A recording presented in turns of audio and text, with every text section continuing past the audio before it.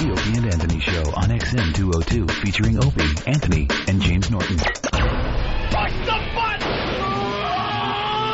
Can you hear me? No! Shut up! Opie and Anthony! We're so excited to be back. Rabid radio retards. Wow, we're dummies. We're the only radio show that makes you want to hate us. We've been known to get our faces in the news. We're perverts. Stupid. We stink. We just love doing radio. This is a weird show. No one puts asses in the seat like Greg and Tony. Opie. I love the hitting and the fighting. Anthony. I'm a terrorist looking for other terrorists. James. I'm a speechless, worthless nothing. We all know that. I love women. I'm a slump fat pig. And a crew of misfits. Hurricane Ben! Ben looks like a tall baby. With hair like Chucky.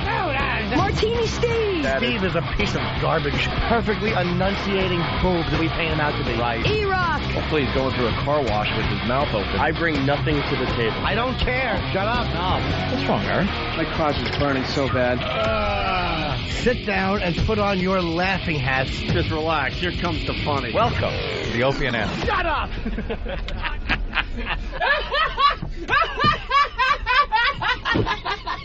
But enough of this palaver. Let's get the show on the road.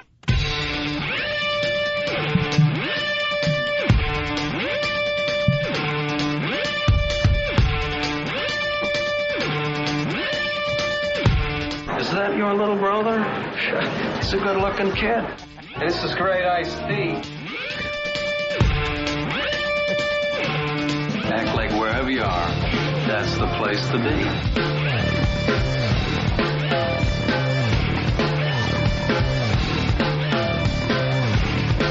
Good morning and welcome to the Opie and Anthony Show. The ONA virus spreading across America.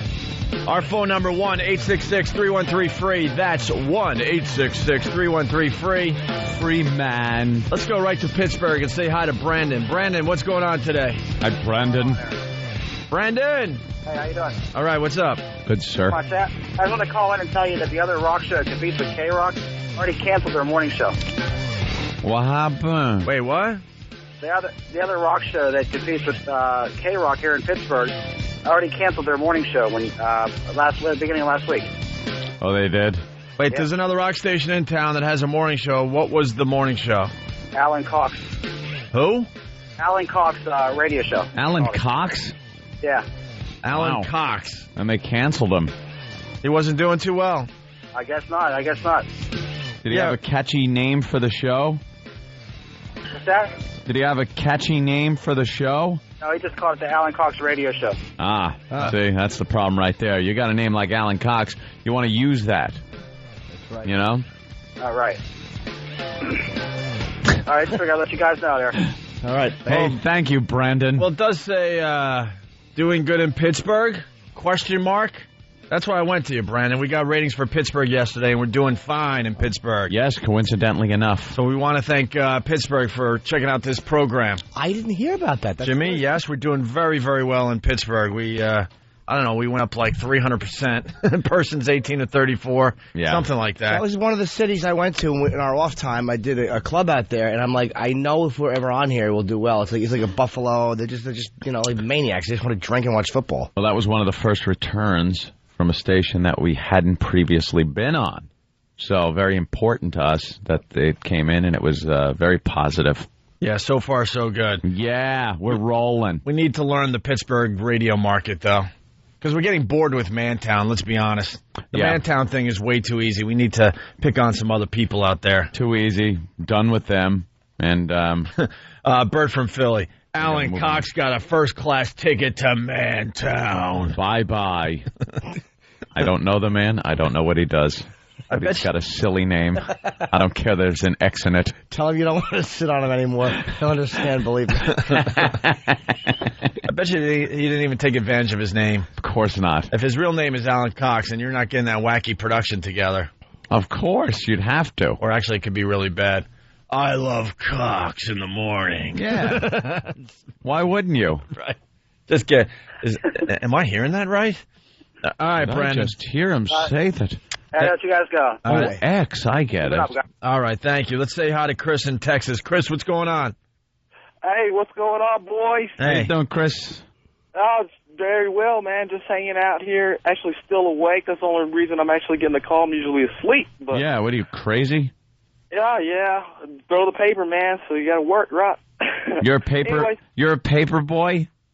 yeah, I got like 3 jobs, man, but that's just one of the ones. Wow, we have 2 jobs. Why do you have to hold down 3 jobs, sir? Got to do a lot of drugs, man. Is it the dope? The dope costing you the money, sir? I'm sorry. Can you say that one more time? I was wondering if the dope was costing you that much money. Oh yeah, of course, man. It gets to be expensive. It's At least he's working for it, though. Yeah, we rarely start the show by going to the phones, and I thought it might be a good idea today, and I'm starting to second guess Hey, myself. don't be fishing. I know. Hey, my bad. right, what do you want to say, Chris? Boys. I wanted to say I really enjoying I'm an XM listener. Been listening for a while, but I'm really enjoying listening to you guys on CBS trying to clean up the whole act, and I think it's working out really well for you guys, and I'm proud of you guys. And Lucky Louie rocks Jimmy, and Thanks, I'm spreading the virus here in Texas because we can't get you guys on the radio station like everybody else. But appreciate it. Oh, shut up already! How am I going to sit after this slathering? I like it. This should have been a 5-second phone call. I'm sliding off my chair due to saliva. Watching out, boy. Thank you, Chris. Juan in Missouri. We're going to just try this for a couple more. Wait, you need some help swimming? Juan, Yeah. what's up? What's up, man? Man, I love your show. Thank you. I usually just listen to it for a few minutes because I go to work. But when I get out of work, I do the replay. And y'all funny, dude. Thank you. Well, thank you, Juan. Did you find yourself listening more on the replay? Yeah, because I was just gonna. But Jim, yeah, but he's funny too, man. All right, what do y'all come up with this shit? Juan. You know, We got it. how early was that one? And now the goal of getting a dump sheet with nothing on it ruined. That's your goal. That's not my goal. I say curse, and more cursing. Cursing is good. Bill in Philly, what's up? Hey, guys, I wanted to call and give you a little info about the Pittsburgh market. I lived there for about 15, 20 years. Thanks, Bill. Go. The WDVE is probably going to be your main competition out there. Yeah, I've heard of DVE over the years. It's Jim Kren, and the new guy is Randy Bauman, and is his name. And he's not new. I guess he's been on the show for about 8 years. And it's just basically the DVE morning show, and it's a staple in Pittsburgh, like the Steelers and pierogies. All right, we understand all that, but what kind of bits are they doing? They do a lot. How of can we stuff pick them apart and make their lives miserable? How do we drive them crazy? What's their version of Mantown? Yeah, let's go. What do they got? The thing is, they really don't have it. I'll be completely honest with you. They got a really decent show. They do a lot of making fun of themselves and making fun of now we have no way to fight it. That's it. We'll have to concede. Thanks, Bill. Thanks for giving DVE a huge commercial today for us. Yeah, thanks. I'm sure the bosses over here appreciate that. Thanks for all the help, Bill. You dummy. Good for nothing, Bill. What's he doing here? What They're so great. What a dope. Good point, Ant. We want people to call and say the show stinks and tell us why so we can pick it apart. So we get some ammo. Get under their skin a little bit and drive them nuts with this O&A virus. Jackass. All right. Well, that wasn't too much fun, huh? Like I said, fishing, you know. You go to the phones right away. You cast your line. You're hoping to come back with something big. Sometimes the bait's just gone. It's all just chewed and there's a tiny little piece left. You had a nibble. I think I had a nibble. All right, let's say hi to Justin on Long Island. We can always count on Long Island for a good phone call. Justin, what's up? Hey, boys. Pressure's on. Hey. First, I'd like to start by saying I will be celebrating my anniversary at 400 New York Avenue in the heart of Huntington Village at F.H. Riley's this evening. That would be my brother's restaurant. Thank you, sir. Thank you. Absolutely. But by the way, we went off on a whole thing yesterday because my brother set up No Filter Paul with a buffet for his birthday and Big A's birthday, and a lot of people came down. Everyone had a lot of fun. And then No Filter Paul decided to start buying Jägermeister shots for everybody, at the end of the night. And it's a fact, too, that he was buying drinks for everybody all night long after my brother said, you could drink for free. Yeah. And he didn't mind if he bought a beer or a shot for someone every once in a while. But he's just lining up 15 shots for people. Yeah. He doesn't realize that this is a business in the end. We love hanging out there. We love seeing the listeners and all that. But we also got to pay bills, or my brother's got to pay bills. Yeah. And then at the end of the night, No Filter Paul tipped $20. Skinflint. $20, and the bartenders and my brother are like, you got to be kidding me. $20. And now No Filter Paul is trying to throw Big A under the bus, saying that Big A didn't tip it all either. Well, Big A should have tipped. I mean, look, let's be honest. He drives a cab. He knows the value. I asked that yesterday because he knows the value of it because he picks guys up and drops them off. Well, when you're in that situation, you know what you do? I mean, my brother took care of everybody. What you do is you get everyone together at the end of the night, and you collect money for one big tip for bartenders. There you go. And if you're in that situation and you realize Big A doesn't make much money in his life, then you help him out a little bit. That's what we do, right? Right. Anyway, it's F.H. Riley's 400 New York Avenue in Huntington Village. But what do you got, Justin? Nothing, bro. I got the paper this morning, and I got the review in the review crew of Lucky Louie from Big Jimmy. Yeah, go ahead, sorry. I just wanted to tell Jim there's one little fatso on that page that he is going to love ripping apart. He probably got molested as a child. Dude, I already saw the, I know who you mean. I was actually really happy with this review crew, review you. Yeah, Newsday does this, and we make fun of the review crew from time to time. Just the name, the review crew. They're just regular people. They're your regular, could be your friend or neighbor. Ugh. Out on Long Island, on the local Long Island newspaper, Newsday. Well, they all got something in common. They're like in their mid-20s. That's it.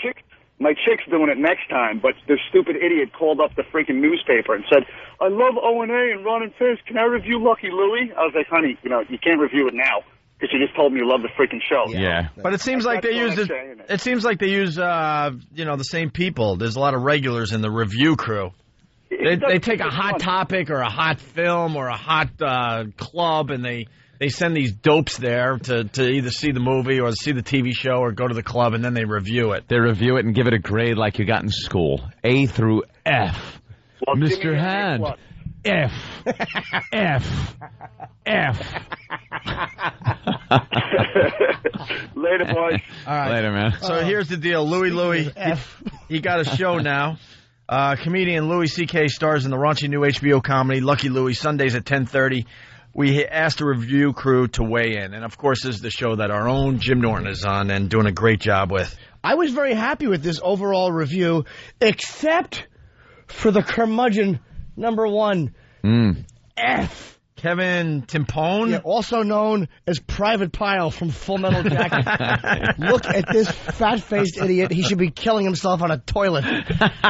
He is a fat-faced dope. Well, the first line, you don't want a guy like this actually liking your TV show, Lucky Louie. His name is Kevin Timpone. He's 22. He's from Bell Harbor. His job, restlessly studying for the LSAT. Hey, who isn't? But also relentless. Being awesome. Oh, relentlessly studying for the LSAT. I thought it was restlessly. What a wonder I dropped out of high school. Restlessly. Relentlessly studying for the Can't LSAT. sleep. I'm trying to study. Being awesome. He's awesome. Is it say being awesome? Yeah, his job is being awesome. Yes. You don't want a guy like this liking your show. Holy idiot. And he's wearing like a brown cap that's kind of tilted to the side. Of course it is. He looks like a fat douche. He's one of these guys, they're out there all over the place. They're trying too hard to look cool or be cool. Yeah. Or be awesome. Well, Jimmy Norton back in the 80s. His fantasy job. Trying too hard to be cool and just fit wants in. to be hip. Wearing your hip-hop clothing. Oh, his stupid little hat turns. Let me take a look at that face. Should that not have a rifle in it? Wow, that really is a Private Pile head. Why does everybody hate me? I don't know. You keep giving bad reviews, Leonard, getting everyone in trouble. You fat-faced dope. Well, Hi, Joker. His favorite night spots, Southpaw and 7-Eleven. Hey. Hey, that's my bit. What bit? Don't do my bit. I think that's your bit. I only have a few bits. Don't do them. But don't do my. I can't come up with too many more. But Opie, so don't do my bits, please. But I was. Because you are a disgusting fat body, Private Pile. And then Kevin says, you want to read that, Jimmy? Well, his fantasy job is I want to own my own record store, record label, which means I like music, not quite good enough to be involved with it. So I'll sell CDs. Kevin says, the only good thing about this show is the theme song. It seems like an excuse to talk graphically about sex in front of an audience. Now lean forward and choke yourself. Right. Sorry, buddy. It doesn't work. A good sitcom should immerse a person in the show, not remind them that there are people being forced to laugh 25 feet away. What is that, Private Pile? Sir, jelly donuts, sir. Change the channel after Entourage, which is the best show on TV. Boy, this guy really goes black and white. Go. I love this show. It's great. Lucky Louie's on. It sucks! F. Get a hold of yourself, would you, fatso? F, the worst grade you could give anything. You can't get a worse grade than that, Ed. So now, if they review a show that is nothing but a test pattern for a half hour, he cannot give it a lower grade than he has given your program. He would give that the same grade he has given our program. Like, I never understood giving either a 10. Right. Like when they give these TV show contest things that are based on the 1 to 10 rating, a 10, especially when it's the first person out of the gate, and some dopey celebrity judge gives it a 10, then you're pretty much stuck with that being the best thing. And now the next person that comes out could be brilliant. You can't give them a better grade. Same thing with an F or a 0 or a 1. The guy, he limited himself right there. Should have given you a D minus. D minus, perhaps. D minus. I think that, and here's what bugs me about this guy. It's the fact that he has a fat head and it's tilted to the right. Of course it is. I don't mind a fat head and I don't mind a head that's tilted to the right. But when you have both, you should strip down to your skivvies and kill yourself while the DI yells at you. Did he even know what side it was tilted to? What side was that, Private Pile? Sir, left side, sir. Are you sure, Private Pile? Sir, yes, sir. What side was that, Private Pile? Sir, right side, sir. All right, now he's learning. The type of hat he has. I want to slap that hat off with a bedpan. Pick up your lid. Pick up your cover. Pick up your cover. Well, the rest of the review crew, though, you got an A, a B+, and then... Well, we got a D, the next one down. Lindsay Greenstein Tomeo. Oy vey. As a... and here's what she says. As a fan of Louis C.K.'s stand-up and sketch comedy, I was awaiting a vehicle to showcase his talents. This sounds like it's a ringer. Doesn't it? This is not it. Oh, she drops the other shoe quickly. This bare-bones scenery makes the honeymooners look overdone, gives a staged feel to the show that claims its inspiration from Louis' real life. Thank you for... actually not getting it, but getting it. That was kind of the intent. Yeah, that was the intent, and good. Compare it in some way, shape, or form to probably the funniest show that was ever on television. Well, just, a woman sees the scenery. I kind of like that, though. Yeah. She doesn't like a messy house. I don't like the fact that she doesn't have a modern kitchen. Yeah. That's what it was. How is she supposed to avoid being hit? Says there are great raunchy one-liners by comedians like foul-mouthed Jim Norton. I like that, foul-mouthed Jim Norton. Absolutely. I'm going to start calling you that even on social occasions. You get a pretty good review from her, that means. And the fabulous Laura Keitlinger, but it's too bad they don't add up to anything watchable for 30 minutes. Grade D. I think she should have given us a C. That's just my take. Yeah. And you'll notice that I only think people should have given us better grades. I'll never go that A should have been a B. But then again, I'm biased. Give me those ribs, LOL. And we got a good review from the black girl, Shaila Mentor. It's been a while since we've had comedy like this. Lucky Louie is a refreshing addition to HBO's lineup. It touches a different aspect of married life in a raw, no-holds-bar way. The characters are funny and politically incorrect. It's nothing like you'll see on network TV. It's married with children, just as dysfunctional, but 3 times funnier. An A! Bravo! A fine review. And then it hang goes that on your fridge. Yes, it goes on and on with a B+ and an A. B+ and an A. So overall, you did very well with the review crew. I think so. Do we have an average? 2 A's, a B+. That averages out to about a B. And the D and the F watch each other out, so we'll throw them away. All right. You always throw away the lowest grade and the highest grade. So get rid of the lowest. Get rid of the F, get rid of one of the A's, and so you got an A, B+, D. Ooh, that's a C. Oh, I don't know. Maybe it's a B-. Who knows? Yeah. You're in the B category. You're into with the that. B's. Yes. Very good, Jimmy. Congrats. Thank you, except for that fat boy. The review crew. Oh. Wants to be a lawyer, do you? Newsday loves the awesome. review crew, though. They Fat love lawyer. That's what you need. Another fat lawyer. All right, we got to take a break. We're just warming up with the Opie and Anthony show. The O&A virus spreading across America. I think we could do a little more homeless radio going into break. It's quick and easy. From time to time, we got Tippy Tom. He comes by and does an actual radio show for us over on XM. We give him like an hour just to sit there and take phone calls and do the hot topics of the day. He's disgusting. He stinks of his own waste. He's drunk. Has HIV. What else about him? He's gay. He's gay. Yeah, and he just gets drunk to the point where he's completely incoherent. So makes for good radio. Gay, homeless, alcoholic, AIDS-infested guy. Yeah, and I think he's got head lice.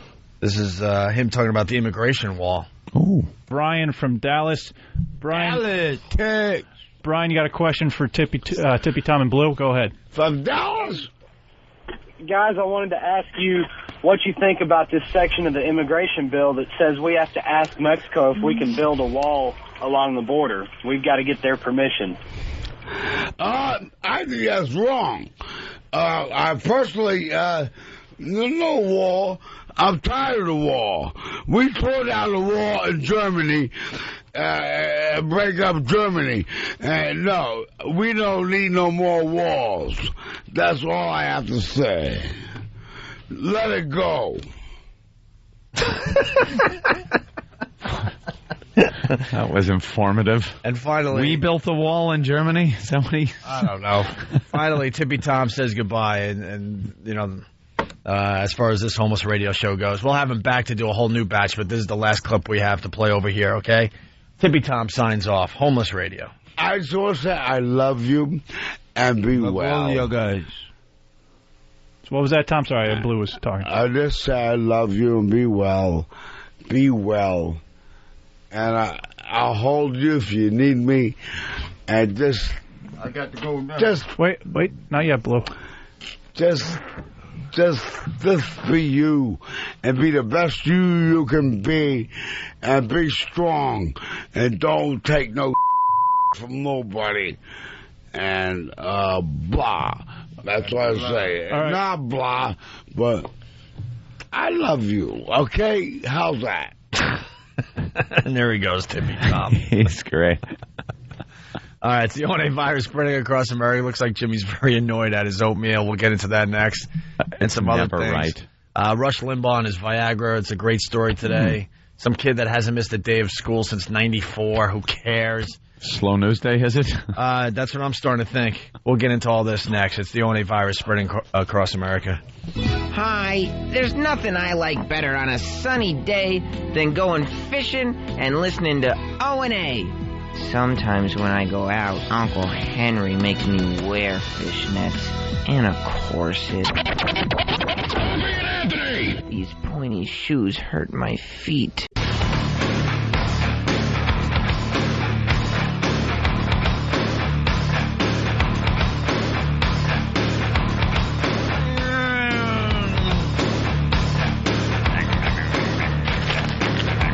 Yeah, this is the Opie and Anthony show. The O&A virus spreading across America. Trying to swallow here some egg whites on a bagel. Jimmy's trying to eat his cement. That he gets every morning. A nice big tub of concrete and a banana peel full of just gushy, mushy, ugh. And then Sam comes in and gets me 2 great bananas. So what happens is guys will just grab these stupid bananas. And by guys, you mean one guy. Well, whoever else goes to. The poor new guy that can't seem to figure out the food. It's always the new guy. Yeah. It's always the new guy. You got to kind of feel up the banana a little bit, make sure there's no soft spots. But don't feel it up to you making it mushy. Right. You got to just apply just enough pressure. Enough pressure to the banana. You feel the soft spot, and you realize that's a bruise underneath, and you move on to the next banana. Actually, you should just grab it at the base of the banana and rub your hand up and down it a few times to make sure it's firm the entire length. and you're not hitting any bruises. So you had a really bruised banana. Yeah, they don't. Why would they care? He just grabs it and walks out with it. Who cares? Whatever. It really annoys me. Who cares? Jimmy, you do. I a know. lot. I know. What are you going to do? He's like a baby. Could you get me a banana that doesn't have AIDS? Is that possible? And then the oatmeal.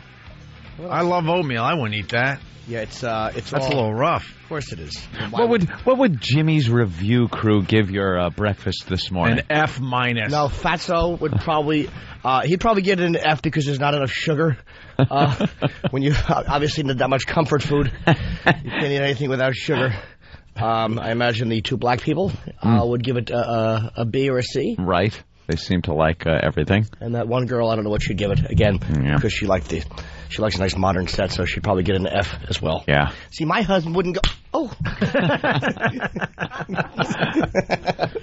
The oatmeal doesn't look very tasty, though. It's awful. Oh, jeez.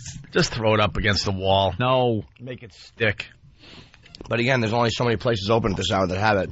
Yeah. The stupid Brooklyn Diner opens at 8.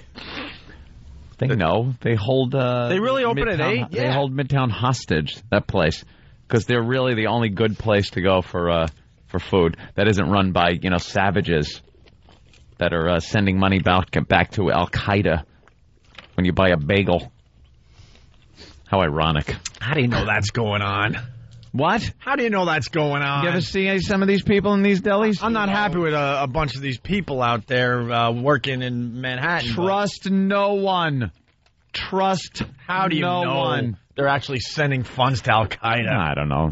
They're probably just helping out their own families, working hard. But is there not another diner here? Like No, we're looking. We're trying to find other places. We just need people to cook breakfast for us every morning. People also don't want to walk too far. It's like a scene out of the Warriors at that hour.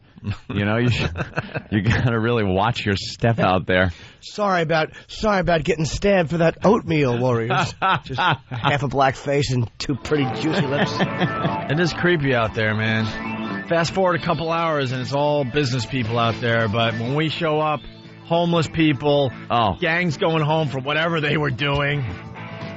Baseball uniforms and bats chasing people around with bananas and oatmeal. It's definitely creepy out there. I shot Cyrus! Dude, how did you find the Warriors music? It was them. Seconds? There's a story in the paper today. Oh, okay. I mean, E-Rock's good, but he's not that good. I was really creeped out. Did you really have it just there? All right, I'll give you credit then. There is a little story in the paper today that the guy that played Cyrus in the movie. The gang leader. Yeah. Can you dig it? That guy that was holding the big meeting with the gangs. He gets shot. He really doesn't have that many lines or anything. He's an integral part of the story, but he's not in the movie that much. He's suing the video game the company that put out, I think it's Rockstar, right?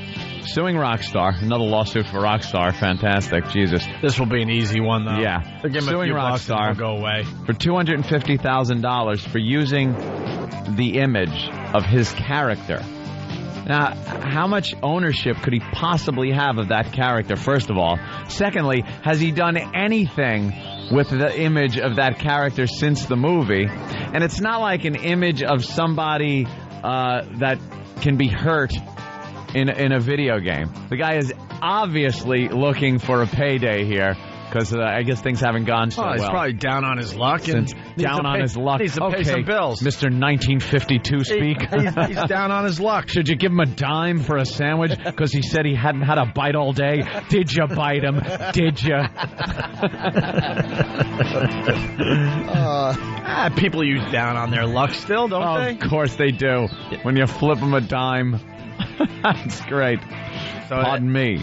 It is a slow news day because that guy's looking for a few bucks. Who cares? What? Oh, they talk about, that's funny. They talk about John Mayer in the paper. Not everyone was laughing when songwriter John Mayer tried some stand-up at the Comedy Cellar, according to one witness. The high-spirited Grammy winner called the women he's bedded sluts and took liberties with the N-word. I love John Mayer. Wow. He certainly did, and he's funny. His defenders insist his shtick wasn't sexist or racist, and that he was just recalling a bit he once did on the Chappelle Show. Hey, you guys, there you go. We got one of these guys on the line. Oh, no. Bob in South Carolina, what's up? Bob. Hi, Bob. Bob. Hello. What's up, Bob? Don't listen to the radio. Listen to your phone. We're on the air. What's going on? Bob? Are we on dual radio and XM? Yes, we're on XM and regular commercial radio. Yes, Bob. Or dual, as you call it. Hey, man, you guys suck, man. So then why are you listening? Yeah, why are you listening to the show then?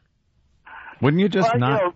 Like I was telling you a minute ago, I'm trying to give you guys a shot at it. You weren't. I don't get it. You weren't telling us, sir. You weren't telling us, you idiot. You were talking to a phone screener. As far as a phone call goes, you suck. But you don't get it? What don't you get, Bob? Yeah, I used to listen to Howard Stern a lot. Right. Why haven't you gone over to Sirius? Yeah, why not Sirius? You know that Howard's a hack that couldn't adapt, right? And that's why he had to go away and then just do satellite radio. But anyway, go ahead. Yeah, why didn't you pay? Well, we bought a car that had an XM radio in it, so we stuck with XM radio. Jesus, is that the way you handle your life, sir? That's just the way it is? I can't do anything about it? Why don't you just have them switch it to Sirius if that's what you want? There you go. Hey, man, you're a real douchebag, man. Really? Why are we a douchebag for pointing out the obvious? Yeah, you're lazy. Is that how you met your wife? What, did you just knock her up in the back seat and go, all right, well, this is my life might as forever, well. you settling idiot? Oh, he gave you the Opie laugh. All right, well, so you're not a very loyal fan. You're just a kind of a scumbag who goes wherever the water takes him. So why are you mad at us for it? Yeah, dude, if you don't like the show, then go find something else. There's a million choices out there. Sir, you're a Howard fan. I just love these guys. That just doesn't like anything else. Well, I love these guys. Giving you a chance, but you guys suck. Don't give us a chance, Bob. We don't give a crap. Turn it off. Go listen to something else. We don't need to convert you. Drink a bottle, hit a wall, and then get a Sirius. We don't care. Hey.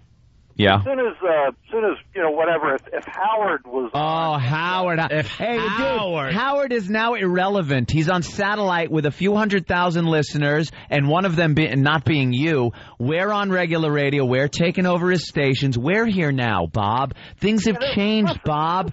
You like Howard so much, listen to him. But you know something? You probably just can't swing it. What's the matter? Wifey won't let you get a Sirius unit?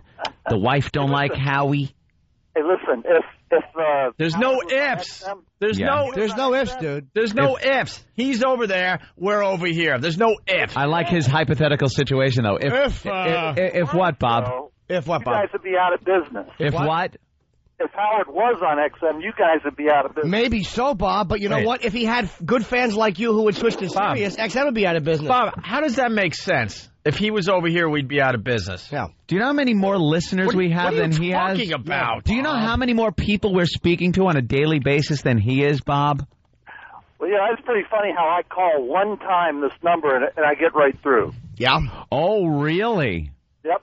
So lucky you, Bob, and lucky us. Bob, you're trying to say we have no listeners, but for the last week we've been getting unbelievable ratings from all over the country. Yeah. So guess what? That point sucks. But the Bob phone call rating service is saying that we stink on ice. Dude, just admit it. You didn't have the guts to just switch to Sirius. You got the XM and you just took it, and you're resentful. You're mad at yourself because you didn't switch over. You should have been a man about it and just switched over, and not just been a faggot and went with what they gave you. And you'd be enjoying the person that you like listening to. But don't be mad at us because you're a faggot who didn't do what he should have done. Seriously. Bravo. All right, well, listen, you guys have a good day. Yeah, you do the same, stupid. Hey, Bob, we got to you, didn't we? He knows we're right. Yeah, we got to. There you go. Beat it, stupid. And go try calling your hero with any criticism. See if he leaves you on the line. See if he even takes your call. All right. Getting into other things, the reviews for Superman are coming in like crazy now. The New York paper's giving it 3.5 stars and 4 stars. Well, there's finally one that can walk. Look, on the steps. And I went last night. Yes, we know it's the Superman music. Oh, does he love playing music over everything? Hawk? Yeah. Oh, he really is a girl. Oh, God, what a woman. He just wants to feel important because his whole family's listening in West Palm Beach. Doing Superman talk and cue the music. And he had it. This is why I like Eric. He had it ready because he knew we'd be talking about it. That's right. He's a good boy. At least someone around here is working. Attaboy, Hawk. Superman. Just don't play it again or I'll break your fingers. Superman was good, but you know it was a great movie? Close Encounters. Yeah. That's right. Scramble. Now look at you just panicking. You know, it's a good movie. Bingo Lodge and the Traveling All-Stars. Anyway, yeah. I like Spider-Man 2 and Hulk. Yeah. Hulk actually sucked. You saw Superman. How was it? Go ahead. Play the stupid music. Makes you feel better. How was it? Of course it was going to be great. Was it? Great? Of course it was going to be great. They spent, what, $225 million on it? I want to see it. They're bringing the franchise back. What do you think? They were going to, have a bad movie come out? Yeah. Yeah, the original was getting a little dated. What's he do in the first scene? He probably knocks out a horse. That would be homage. That would be a director with a sense of humor, man. They did have Marlon Brando. Some of his original scenes recut or whatever. But he's dead. But he's dead. That's what made it a little creepy and weird. Yeah. When the new dead Superman was talking to, well, not talking because it was Marlon Brando leaving him a message, blah, blah, blah. What? Yeah. My son. And what did he give him the advice? And where is it supposed to take place? Between a couple of other episodes? Between Come on, Kev. No. Come on, Kev. Where are you? Of course, Kev knows. Kev, for the love of God. Uber geek. Greatest movie ever. Uber geek. Big Kev, everybody. Big Kev. Did you like this? What's that? You like Superman? Yeah. Yeah, it was great. It was a little long, I thought, but it was very long. Almost 2:40. That's what they do with those movies. With our stupid hours, I'm like, well, I could go to a 7 o'clock showing of Superman. I'll be home in time for Betty Bye. Oops. 10 o'clock, we're leaving the theater. Is it what? 10 o'clock after iMac dude has to talk about the 3D glasses for a while, and then we get previews, and then finally the movie starts, and then it's about 2.5 hours long. It was in 3D. It was in 3D. You had to all of a sudden they cue you to throw on those goofy 3D goggles. Oh, I can't be bothered. 3D glasses. I cannot be bothered with the likes of that. And then take 3D? Huh? Well, about 20 minutes? 20 pieces of it. Yeah, pieces. Oh, stop with the gimmick. All of a sudden, the glasses flash on the screen. So, time to pick up your 3D glasses. Time to be distracted. Time to be distracted. And then those scenes are a little weird. It takes you out of the movie because now you think you're on some kind of Disney ride for a few minutes and then back to the movie. That annoys me. Why would they do that? Just make them. You don't need that. You don't need a Just gimmick make the man for a fly. Superman movie. That's it. Are they going to have the 3D glasses for every showing, or just certain? No, just for IMAX. Just for IMAX. Yeah, you go to a regular movie. Is it IMAX or iMac? Are they playing there for a while, Ken? I want to go there and see it. Is it playing there for a while? It'll be there for a while, yeah. Yeah, a long time. But you have to share the glasses, or you buy them? No, you share them. What do you leave them in a kidding big bin? You leave them in a big bin with all the other head lice and conjunctivitis and every other kind of disease that could be possible. Would I use them? No, I have my own. You were just saying yesterday you're not a germaphobe. I'm not a germaphobe, but that's a diseasephobe. It's just stupid 3D glasses. Yeah. And, you take some child's glasses that has pink eye and throw it on and tell me how your itchy eye feels for the next month. Because that's what's happening. Yeah. People are getting pink eye all across America. Didn't say across America. Because they just went to see Superman. You pick out that unlucky lottery of 3D glasses. I look forward to the first case. Yeah. Probably. You want the Rich Voss glasses where you put the thing around the back of your ear and get garbage dumpster juice smell ear thing? I don't care. Huh? How about that? I don't care. Just throw the glasses on, enjoy the movie, go home. Sticky kitty fingers all over the lenses? I don't care. Perhaps a big eyelashes guy who was just fluttering against the glass. You got to clean them off a little bit with your shirt, you know. No, you take them in the bathroom and wash them. Chewing on the, was some of them chewed up? The ends chewed up because somebody puts them in their mouth while they're waiting for the glasses to flash on the screen? Disgusting chew the glasses ear piece guy. I feel sorry for the people that see Superman about 2 months from now because then these glasses are going to be in bad shape. Just a mess. Mine were all kind of greasy. I had to clean them off a little bit. I'd rather be wearing Mo Green's glasses while I was getting a massage. But, the 3D stuff was cool, but kind of, I don't know, kind of cheesy in a way, I thought. Yeah, that is kind of gimmicky and cheesy for such a movie that doesn't really need one, and then if you ask me. You're reaching out trying to grab objects that are floating in front of your face. That's always fun to see the whole audience, reaching out, trying to grab a cell phone that's floating. There. I know. I've seen it at Disney. When you go to Disney, they have Honey, I Shrunk the Audience, which is a 3D. They have the Muppet 3D show. They have the 3D Terminator thing at Universal Studios, and they're all, state-of-the-art 3D. And I've used the glasses there because I assume that they're safe for some reason. I don't know why. They're safe. But don't tell me that they are They're not. safe. You're getting ridiculous. To answer your Nothing's question, going to happen. Yes. From earlier, it takes place, the new Superman takes place after Superman 2. After 2. So 2 is Zod. Kneel before Zod. Right, they've eliminated Richard Pryor and the awful Good. Mix. Very good. So he comes back, though. Yeah, he's been gone? Where did he go after 2? 5 years he's been in space looking for remnants of the planet Krypton. Yeah. But doesn't that... Not allowed. Isn't that kryptonite? Yes. So what is he looking for remnants for? That's like looking for stuff that hurts you. So no one else can hurt him, I presume. But what's he going to do? Like, does he have a lead box? Burn it out. Like, before it gets to him, to where it can affect him, he can see it and kind of zap it? Right. Push it in the other direction. Push it in the other direction, get it out of here, because he sees, like, this stuff is going to be bad news. And Kevin Spacey as Lex Luger gets to, Luger? Luthor. Luthor, sorry. Lex Luger, the wrestler. Yeah. He gets to go free because Superman wasn't there to go to court. Testify because you must face your accuser. What? That was a little hokey to me. Well, that's very Superman comic bookish. Right. That something like that would happen. Well, he would go through all this trouble and then decide to leave before the court day was a little silly to me. Yeah. I mean, come on. Well, he doesn't know the judicial system that well, I guess. Couldn't his trip wait a little bit? But no, he leaves, so guess he gets to go free because he wasn't in court the day that they needed him to testify. Something tells me he didn't learn his lesson. Right. All right. Is Ned Beatty in this one? He made the first one for me. Yes, Mr. Luthor. The movie was terrific, and of course it was going to be terrific. The one observation I was telling Anthony in the office before the show, they got to get rid of the stereotypical New York cab driver in these movies. Yes. Oh, yeah. It's not realistic. Because obviously this film is taking place in New York City.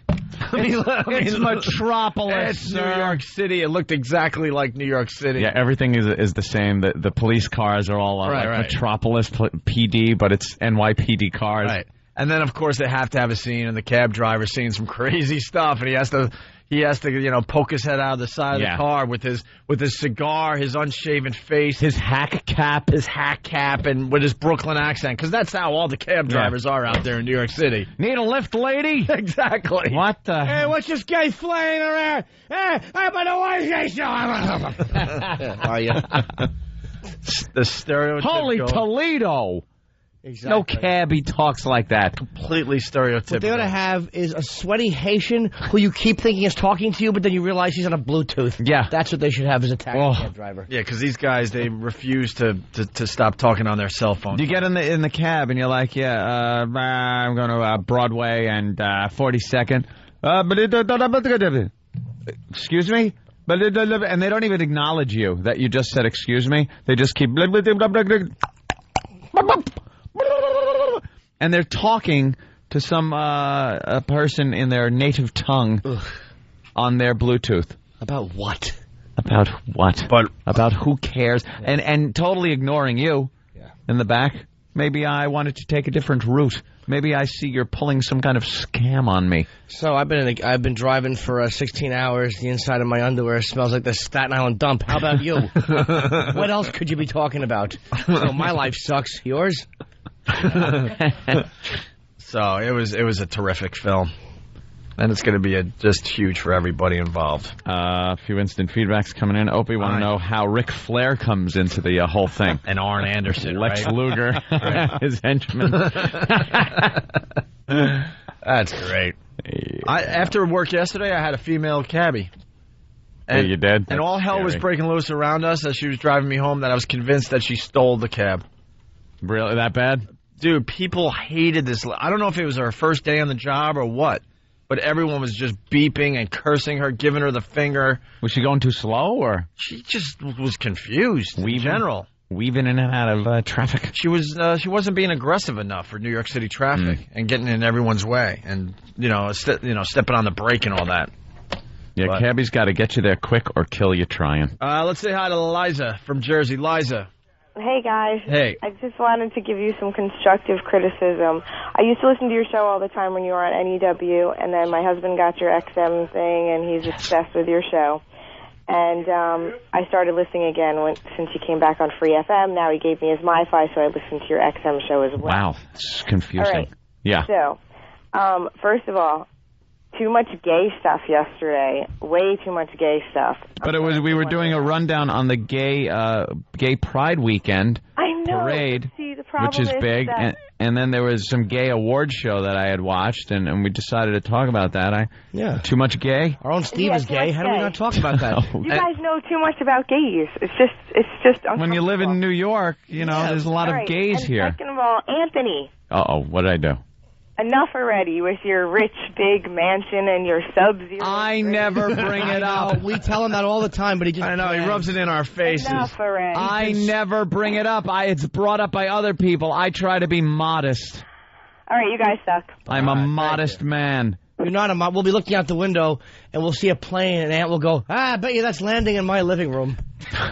Hey, by the way... And I talked about my house because I have guests. Because of the That's visitors. All. Because I get visitors that have children, and they run around my house like maniacs. And it makes for interesting radio, because finally we've decided to maybe treat ourselves to some good living. I should have asked her if she had a house and for how long. Because you know something? I've never owned a house in my life. I hope right now that boy is vomiting into your couch cushions.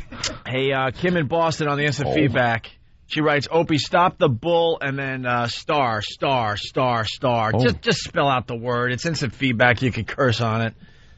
Kim from Boston, Opie, stop the bull S. Howard is a hack and couldn't adapt. Come on, Opie. I know you guys hate him and are in competition, but saying stupid crap like that makes you sound like a moron. But miss it rhymes. Do you realize there was an issue with him adapting to the FCC rules? It's completely accurate, and it's something the O&A Pest came up with, and we love it, and we say it as much as we can. And it is. And we know every time we say it, someone out there is getting pissed off, but that is the reality. He said it himself. Where's the clip where he said he was doing subpar radio for 10 years because of the FCC, and he couldn't adapt, and they were wrecking his show. He couldn't get anything done because of the rules of the FCC. No, it was that he was either wasn't willing to adapt, or he was just plain lazy and didn't feel like working as hard anymore. Then a huge paycheck came through. So what's inaccurate about that, Kim? I can't find it right now, but she's gone. And in that same 10-year period, Anthony and I made our names for ourselves. So I think it's pretty accurate. I think it's pretty damn accurate. Indeed. You got it. All right. Found it. Good work, E-Rock. What else is new? That kid just does things. He's been doing subpar radio for the last 10 years. Oh. Oh, shoot. Well, this has stopped the show completely. Thanks, Kim. I've been doing subpar radio for the last 10 years. There you go. There you go, out of his own mouth. Because of the FCC. Because couldn't adapt to the rules. So we called that a hack. That's how it goes. He's a hack that couldn't adapt. So keep getting pissed off, Kim. That just annoys me because it doesn't really rhyme. I think it kind of does. Everything doesn't need to rhyme. Yeah. All right, we're a little late. Why don't we take a break? It's the O&A virus spreading across America. And now, reflections on James Norton with Mr. Robert Stack. I'd sure like to be his girlfriend. Walking in the park hand in hand, wrapping my legs around, cuddling in the spoon position. All right. Lil Jimmy Norton. Bring on the Billingham Crater! On the Opie and Anthony Show. The Opie and Anthony Show. Yeah, you're checking out the Opie and Anthony Show. Just want to remind people about the Opie and Anthony Traveling Virus, the comedy event of 2006 coming soon to a venue near you. We got 3 dates so far. I think we're going to add more if these go well, right? We're talking August 5th, Worcester Centrum in Boston. August 26th, PNC Bank Arts Center in Jersey. September 9th, the Tweeter Center in Camden, New Jersey. That's across the river in Philly there. Wait, when is Jersey? July, right? What? July, Jersey?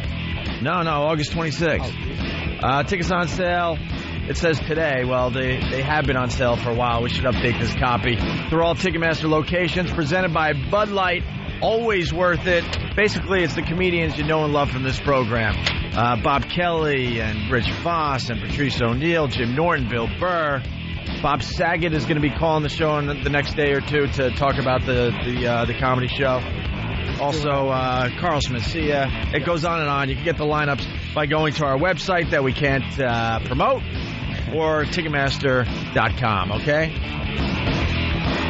Aren't we supposed to have a meeting about all that today? Secret meeting? Yeah, we got a lot of meetings. Post-show meeting? I've got to get my hair cut. Our lives are being ruined by meetings. I have to get my hair cut for our big event on Thursday that we'll be attending. Ooh. I don't think Opie's going. I can't wait to go. Yeah, I think I'm going to blow that one off. I got a busy travel day on Friday. Yeah? And we're going to be out late on Thursday night. That's rough. I don't know if I can do it. It's Derek Jeter's charity event. And I'm a Mets fan, so have fun with the Yankees. The Turn 2 charity Have event. fun. I'm going. Oh, me too, and so's my date Roland, whoever he is. I love Roland. Why can't you bring a girl? Because, like that caller said, we're all gay. Was that it? I don't have a girlfriend. I want to bring my friend. Yeah. Well, my buddy went to the entourage party, hung out. He gave his card out to everybody. He's not your buddy. He's my buddy. No, he's not. He likes me. No. You want Roland there to make sure you get good shots. That's what a friend That's the only reason. He doesn't trust me. You don't trust me for pictures. Absolutely do. No, you don't. I completely do. You would trust him taking a picture of you with a celebrity, Anthony? Yeah. Because you shouldn't, because I'm too shy. You would say, I want to picture him, and I'd go, no, I'm not helping. You'd help me. No, he wouldn't. Oh, yes, he would. He would fake help you like he's trying, but when it comes down to it, he's not going to get in there and get aggressive and get the shot done. But and why don't you tell Roland the only reason he's going is so he could take the celebrity photo? Not the only reason he's going. You like him as a person. Yeah. He's a bore. No, he's a good with guy. a high voice. And he also hands out his card to everybody. Hi, Roland. He gives out his card to try to get guests on this program. Roland's an animal. And I'm an ass because I went to the movies with Roland, Lindsay and I and Roland, because he got the tickets, and they screwed up the whole thing. So I show up at the theater, and he gives me his tickets and sits in the lobby and waits an extra 20 minutes to try to get another pair of tickets. I went upstairs and saved him a seat, and now I'm trashing him on the show. He is a really good guy. Yes. But to say that he's not going just to take the picture for you is crazy. But I don't even know if we'll be able to get any. But I do like Roland. Actually, that's kind of what I want to do. I want to get to this web. Boy, I wish things just loaded faster. What happened? Because I'm trying to get to a website, and they never what website? Load fast. And I don't want to say it. Yeah. Why? Oh, by the way, where's Camera because Boy? You say it, and then here it is. Click here. Invitation. I'm looking for the invitation to the event that we're going to because I want to read something. I already know it. To Jimmy Norton. I want to read something to Jimmy Norton. I don't want you to read it. That has never stopped him before, by the way. No. That has never stopped him before. And you've seen some of the success he's had. He smuggles cameras in and he gets the job done. But there's always an outside area. Like, you don't have to wait till you may catch somebody. I'm not going to get pictures of everybody there, but maybe on the way out you see somebody outside and hey, why not? Oh, is that it? At the entourage party, I didn't do anybody at the premiere. I didn't ask one person at the premiere. And they just hang out outside the place waiting for people to snap pictures. Well, I got Kevin Dillon. Of that good frozen screen. Just. Uh-huh. Well, just tell him. It says right on the invite, no picture. I liked it in its reading, in the way it was written, because it was written in such a way that pretty much said, really, no pictures, no cameras, no. They don't want anything. They pretty much said, we're not kidding, no pictures. No, that takes you to pal talk. Don't put. What? Hey, dude. E-Rock's been doing a great job today. Let's say hi to Jeff in Chicago. Jeff. Good morning, boys. Hey, Jeff. Hey, I just wanted to say congratulations to E-Rock on all the well-deserved praise he's been getting today. I think it's great that you guys are finally starting to recognize what he brings to the show. Who is this? This is Jeff in Chicago. Well, thanks for calling, Mr. Nagel. It says E-Rock is getting too much praise today, so where's the joke, Jeff? Well, help us out, please. We need a joke by now. I bring nothing to the table. I was wondering if E-Rock was going to say thank you to me. For what? Come on, guys. Trust me on this. Wait, what? Trust you on what? Oh, man. Now the screener didn't put my joke through? What? The screener didn't put my joke through? The screener's supposed to insert your joke? Yeah, what are you guys like? Is he a straight man? What I was going to do on the phone here. What was your joke? I was going to do Jimmy's little bit and tell him to shut up, and who cares? Oh, that would have been a good one. How did that get messed up? I don't know. Dude, the laughs that would have ensued. Oh, give us your home address. We're sending Kenny to kill you. That would have been so funny. Thanks, Jeff. All right, later. And Kenny's shaved face is bothering me on some weird level. Kenny shaved his mustache. It's the first time he shaved his mustache in 20 years. 19 years, something like that. Oh, wait, what? I had an industrial accident. But anyway, I wanted to bring to your attention, did we know that Cleveland was sending us any kind of food today? No. All right, because we just had a delivery, and the note here is from the Cleveland SEALs team to OBI or Anthony. OBI? OBI. OBI. And it's the Cleveland SEALs team, not sales team, SEALs team. SEALs team. SEALs? What'd they send us? A dozen bagels and some juice. Jews or juice? I didn't hear that. Bagels and...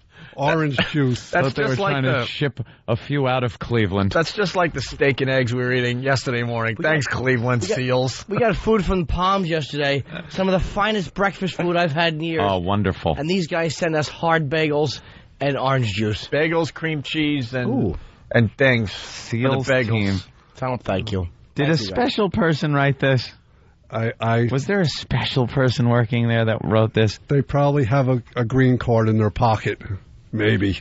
I'm sure what happened here is they probably called the place to order it, didn't go down there personally, and said, I want that sent with this note from Cleveland sales team. And some savage is trying to write it down and didn't get it right. Where are the bagels? Well, now you know why Gino Steaks wants everybody to speak English. There you go. So can I see the bagels? Oh, yes. Oh, those are cool. They gotta be good. Oh, no. I wouldn't mind having a bagel. But wait. 2 points. And boom, go the bagels. Slam dunk.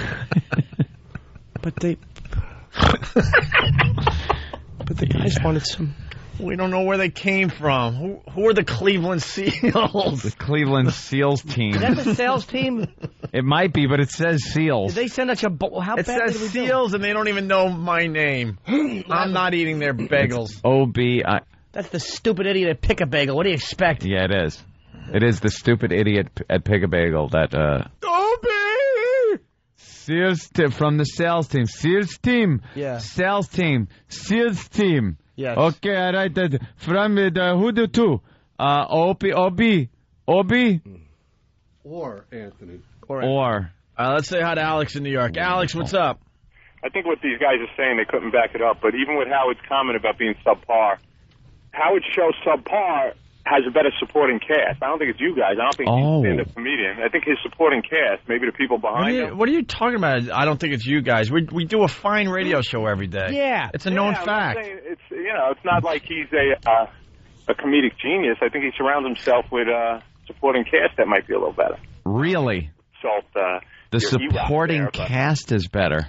Yeah, we need a better supporting Alex, cast. thank you. Opie, everyone's fired. Leave, please. After 12 years. We got to come up. I guess we'll have to get a better supporting supporting cast. Oh, what a dope. Enough with the stupid phone calls today, people. If he was calling from maybe 1990, the great Jackie Martling, when he was in there, the great Billy West, people like that. Now that's a supporting cast to have.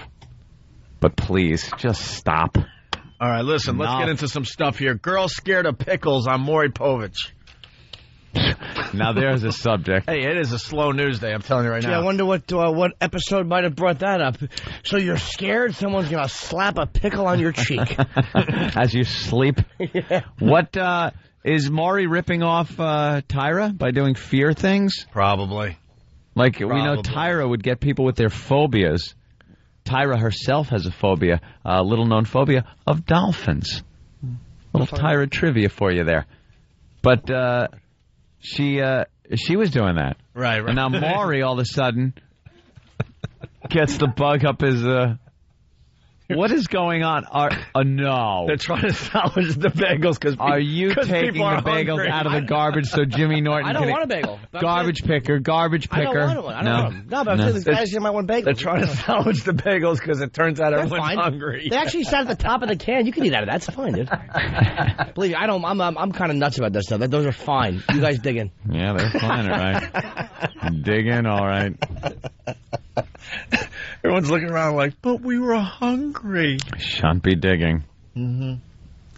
Anyway, yeah, Tyra's scared of dolphins. We've gone over that, and she likes the phobia shows.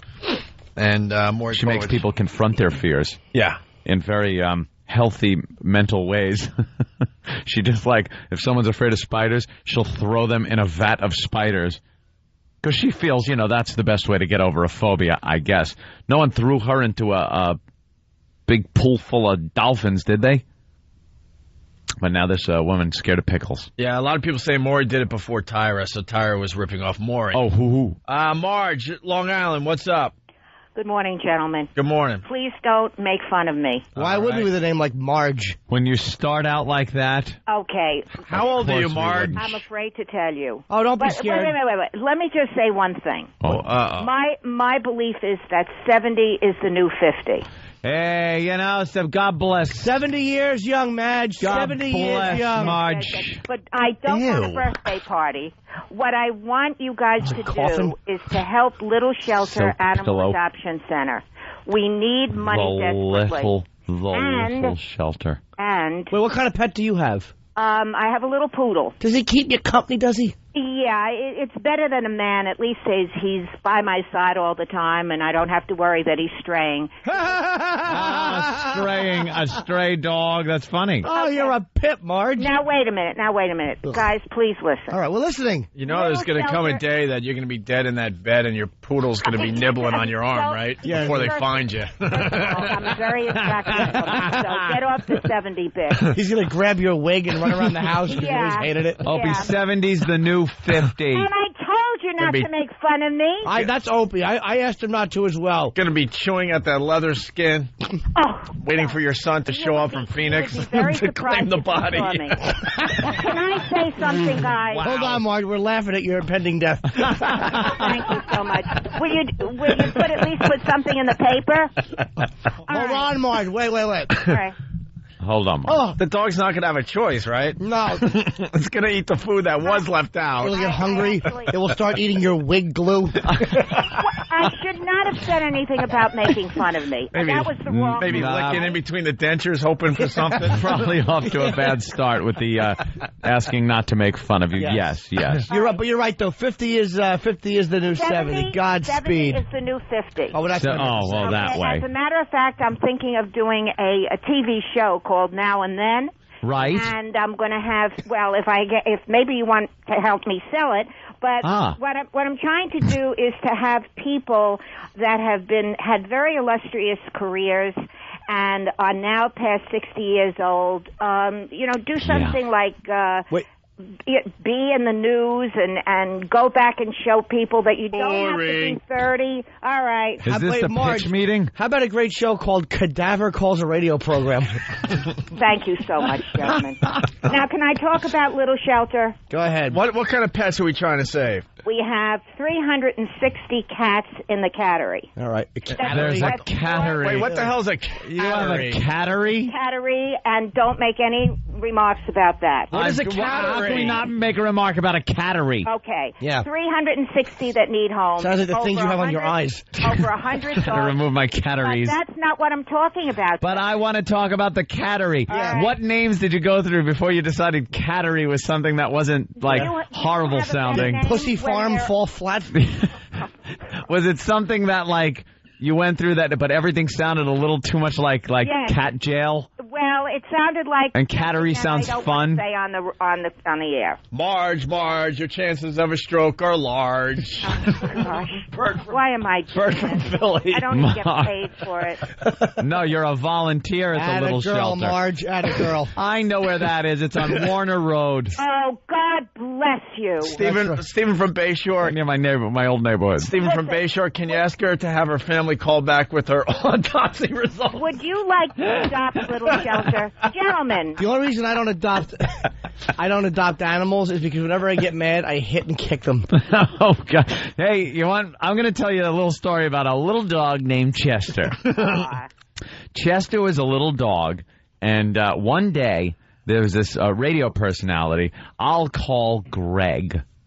And Greg wanted to watch the basketball game. Well, the Knicks were in the finals. And he wanted to eat at the same time. He had a beautiful, what was it called? Prime rib, all laid out on a tray.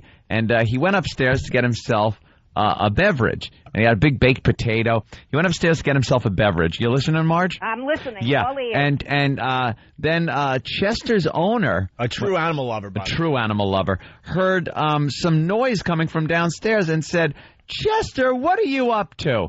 And in a panic, Greg, this guy named Greg, ran downstairs in his horror, to see Chester eating the prime rib and potato on the floor. He had knocked it over and put it on the floor. Let's ask Marge. Marge, in that situation... Right. What should you do? What would you have done? Call the vet.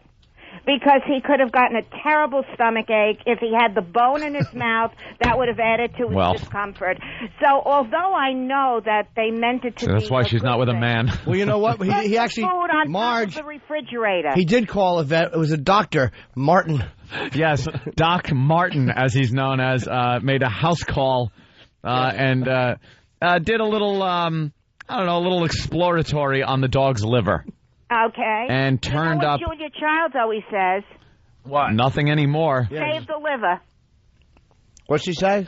Hey, that's my God's sake. Julia Child, the world-famous chef. Right, what'd she say? She always used to say, every time she did a show about chicken, and don't forget to save the liver. Yeah, but why would she say that if it's about chicken? Because the chicken liver. Oh, die. Who cares? Anyway, someone's saying, yes. Oh, he got a stomach ache, all right. Yes, he did. Inbred pest. Can I have 2 seconds? Go ahead, Marge. Talk. Right. Sure. So anyway, well, the first thing is that Little Shelter is having we're selling tickets for a Harley raffle. Nice. Look at you. Right. And when they kept on saying, when we were talking about this, they said Harley, and then they said bike. I didn't know what they were talking about, but now I know. How do you not know what a Harley or a bike is, Marge? You're very naive. Bike. I thought they were talking about a two-wheeler. Oh, yeah, and you're used to things with like a sidecar. You know what? Two wheels, one giant wheel in the front and that little one in the back. But now I know. So here's the deal, guys. If you want to buy your first bike at the Wright Brothers bicycle shop. That's right. Did a shirtless Negro wheel it over to you without making eye contact? As well he shouldn't have. He could have been shot for that. I'm getting sad. No, Marge. This is a happy, fun show. Just think about a fire at that animal shelter. How they'd all be so trapped. So, you want to buy... Yelping for your help. In the cattery. Yeah. In the cattery. Hey, Marge. Yes. When it's time to break a hip, make sure your dog's on the way so you don't fall on top of him. Yeah. Why should he suffer? Okay. Do you have a dog... Marge, do you have a doggery? No, we have What is the dog place called? Kennels, real-life rooms. Why don't you guys come out and visit? I love that. Did you ever rub your dog's foot with your little rascal? You know, I have to tell you, can I say Stern's name on here? No, that wouldn't be bad. No, come on. No. You want to say Stern's name? Howard Stern supports North Shore Animal League. How about Does he? No, he doesn't. He has a broad that likes pets. Does. And now he has to support pets. His broad does. His broad has a dog that they dress up in little sweaters. You so think now he Howard's likes an animal that? lover. Do you think as a man he enjoys that? It's just one of the things he has to do to get some poo-ha. Well, tell me Yes, when Marge. I can go. What? No, you can't go yet. All right. Just tell me, do you want to be the people, the life-saving celebrity couple? You should pardon the expression. Not pardoning it. Sorry. I pardon you. That Like the shooter as she runs from the compound. will Yes. help Little Shelter with the Harley raffle and help find animals' homes. Would you like, can I adopt you, both of you, Ugh. to be the celebrity spokesperson for hundreds of animals that need homes? Come on, Howard does it for North Shore Animal League. No, Beth he does it for doesn't. He's got a broad. I want to give generously to the cattery. Good. Yeah, we want to bomb the cattery. No, you're not bombing. Actually, we got a animal lover on the phone that wants to talk to Marge from Long Island. Maybe this guy can help out. It's Steve from Yellowstone. Steve from Yellowstone. You're on with Marge. Hello, is this Marge? Yes. I really love what it is that you're doing for animals. I think it's very important because so many people don't seem to realize that there's a lot of animals out there that are in trouble, and people like to make light of the whole thing, but it really is an important issue. Bless your heart, Steve. What's that? Bless your heart. Would you help me sell some raffles? Ramon! The left side of Marge's body should shut down. Oh, good God Almighty. I want to throw AIDS. I should have called Howard. I once raped a small, sick dog. All right. Maybe I'll call Don. Ramon! Shut this talking corpse up. Steve? Oh, my God. I hope a sick doggy teeth edge Marge. Steve, bag it. Ramon, tell this cat lady to hang herself. Very nice. Ramon, I hope you're help me, Opie. Help me. Home invasion. Help me. Ramon, shut this irrelevant old bag of meat up. Very nice. I just think that a lot of people don't seem to appreciate that there are animals in trouble. I'm glad we didn't. Ramon! Quiet! This sociopathic bitch doesn't know that we're laughing at her. All right. God'll get you. Oh. Marge? Yes? That was obviously a bad caller. That was a prank that got call, through yeah. our screeners. Yeah, that happens from time to time. Yeah. So, gentlemen, are you with me or against me? Again me? What are we? The Civil War? Again me? Yeah. I'm again you. What the hell's again? Against. Oh. Auntie. People, give generously to the Little Shelter. No, buy raffles. Buy raffles. Call Little Shelter. Call Little Shelter. 631. Nah, don't give out any phone numbers. Go on our website. All right. Is there any porn on that website? Yeah, because we can't give out any pornography. You know, there's a cattery. There's bound to be porn. Hold on. We do have a real animal lover on the phone. His name is Travis from Riskless, Omaha. All right. Travis. Hello. Yes. Hi, Travis. Hi, I'm sorry. I thought this was my show. Hi, Marge. Yes. I think that a lot of people are going to make fun of you, but I think that what you're doing, I don't want to say anything offensive, it's God's work, and it's really important because there's so many sick animals that aren't being taken care of. That's nice. See, Marge, we have a heart. Yeah, and our listeners can be intelligent and. Torturing small animals is hilarious.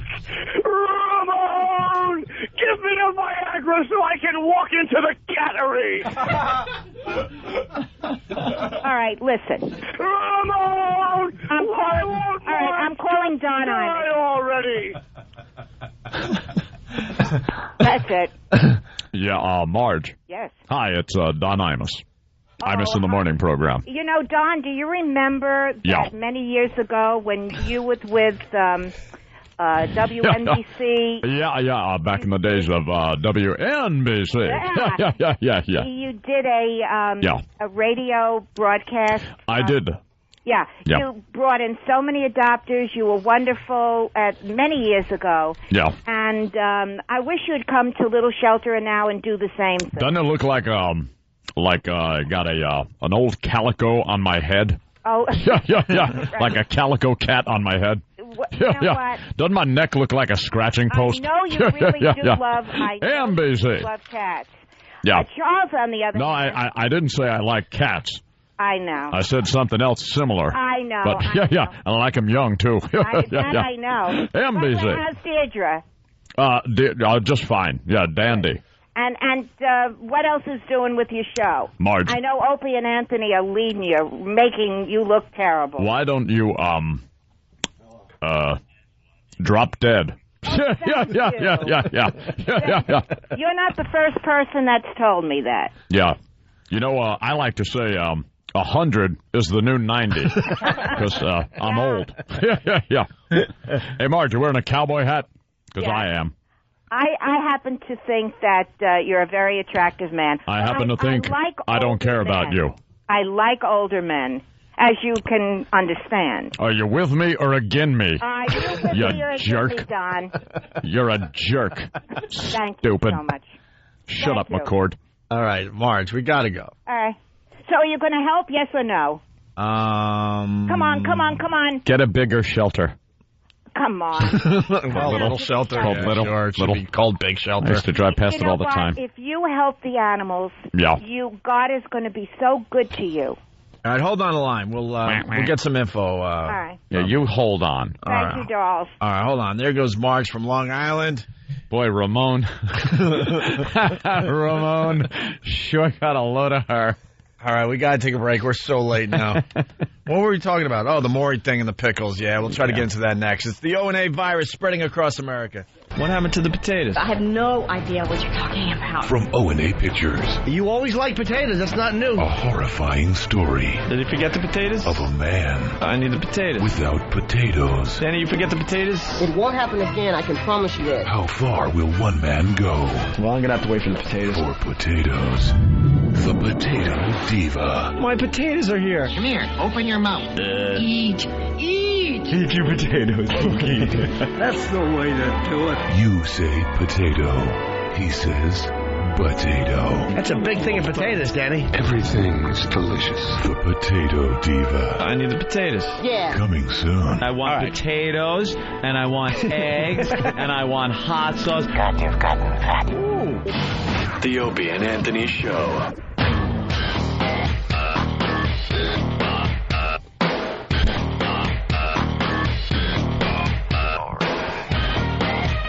Jimmy's not happy.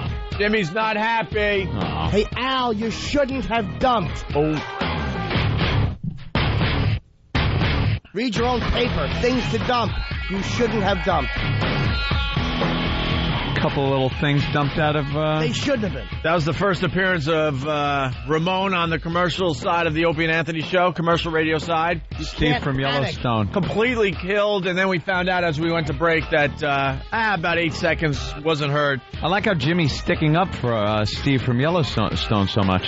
Yes. Like that. The caller, Steve, got dumped out of a couple of times, and Jimmy is really a... It should not. I got the rules right here in front of me. If you're going to dump, fine. But don't panic and do it when you shouldn't. That bit killed, but every time they have to hit that button, you lose 4 seconds. Did they hit it once or twice? Twice. So you lost 8 seconds, Jimmy. Oh, lost 8 seconds because they can't just dissect the problem area out. You just got to lump out about 4 seconds of content. Twice? Why twice? Well, you know why. I don't even know if he... I don't know why, because he was wrong. The same thing I said... I'm just saying, you know which ones he dumped out of, and we're saying that he shouldn't have dumped on those two. We will... Oh. That really makes me sick. That was Radio Gold, too, and we lost 8 seconds of it. Radio Gold. Moving on to other things. Don't panic! Tom's going to listen to it, by the way, Jimmy. Tom Chiasano will listen. All week, but it's not going to matter, because that was Radio Gold. It was wrecked. All week, send us your 30-second or less production piece about the Opie and Anthony Show. And Friday, we will select the best 5 entries.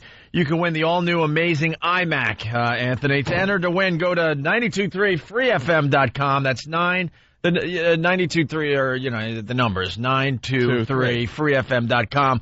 By Thursday, 9 a.m., don't forget to check out the new iMac at apple.com or head to the Apple Store and explore all your creative possibilities. But basically, we got 5 iMacs to give away. Yeah, and you just 5. have to send in a production piece that has something to do with the Opie and Anthony Show. Something to do with the show, something we've been talking about. Get your production piece together, and then you'll be able to do all your later production on the wonderful iMac. There's only a couple days left in this promotion. This is the type of promotion we should have done more than 4 or 5 days, by the way. Yeah, maybe. So, you got a really good chance at getting an iMac if you just get something to us. Something in. I'm not even kidding. Just produce something. We got 4 entries so far. That means every one of these entries would get an iMac. You see what's going on here? Yeah. And they're average at best. No offense to Matthew, but these are average at best. Here's one of the entries that came in. Okay. Is it true that it was Employee Appreciation Day? Employee Appreciation Day. Not only did we not go, we weren't even invited. We are hurt and saddened. The lack of an invitation speaks volumes. Not only are we more famous than all of you, we also make a lot more money, and it's high time we were recognized for it. Curtly, the Opie and Anthony radio empire. Put that in your pipe and smoke it. Yeah, see, now, it was high energy, had clips from the show, little musical background, and 0 interesting content. Yeah, and they only got 2 days to get them in. Why are we doing this contest for 4 days? I don't know. We still got to get things together. Why can't we do it over a longer period of time? Because then you would get a lot of really good entries. Yeah, then we get some good ones. And then it would be good stuff that we could play on our show. We got a lot of hard work ahead of us. 4 days for this contest. That's silly. 923freefm.com. The number's 923freefm.com. It has all the contest rules and how you get your entries in, okay? Mm-hmm. Here's the other one worth playing today, but barely. And we're giving away 5 iMacs. 5. These do always get better over time. That's why we kind of wanted more time. The initial ones kind of stink, and then they get better and better. We're hoping for some good ones. Opie, go screw Anthony. He's the smartest man in the universe. And we have to build moon bases and maybe Mars. Maybe he's not that smart after all. Tippy town. Make it stop. Very right, Moonberry. That's not too annoying at all. Welcome to the Opie.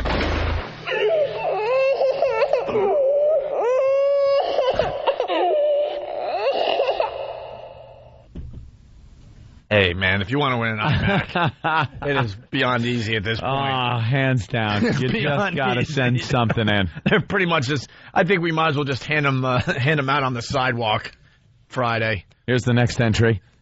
I want an iMac. All right, send it out. He wins. Wow. Somebody's not thinking. Step it up, people. But somebody. You got to step it up. Somebody's not thinking. This contest should last like a month, not 4 days. Some really good things going. All right. Good luck to you, everybody involved. Feeling a little better, Jimmy? No. I'm livid. Jimmy won't feel better until Monday. Maybe. If we're lucky. You know how hard it was to get a Steve from Yellowstone that I knew I could do on this one, and I didn't want that people at XM would enjoy. XM got to hear all of it. Yeah. It's a good commercial for XM today. They heard it all. They heard the 8 seconds that were dumped out. Never should have been dumped. Whatever. I mean, it's not as bad as it used to be because I know we got XM to go to, and I know we could. You know what I mean? It's like that's what makes it bearable. Yeah. It's just like ugh. 2 questionable dumps, and it was radio gold. Both wrong.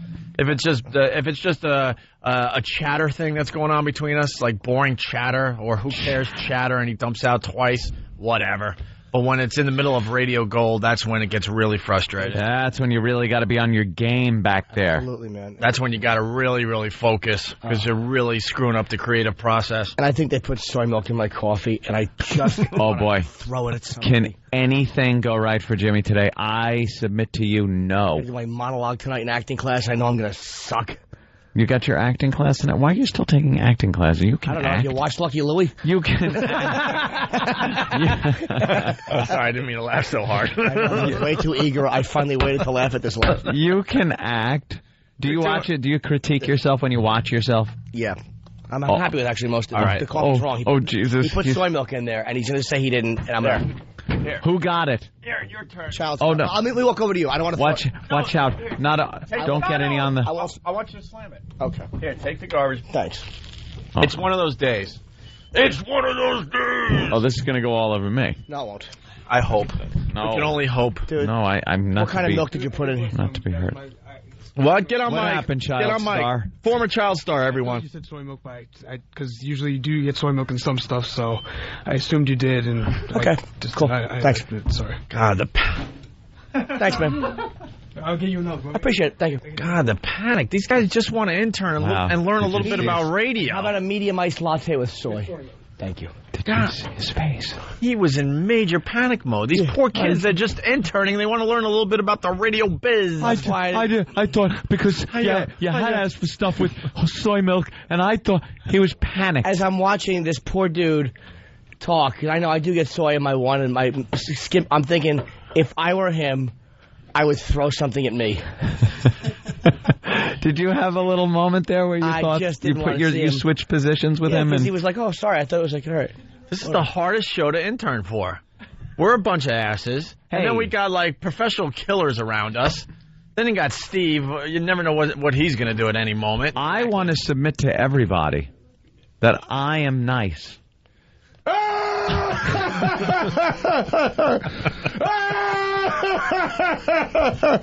I don't think one intern has a complaint about me.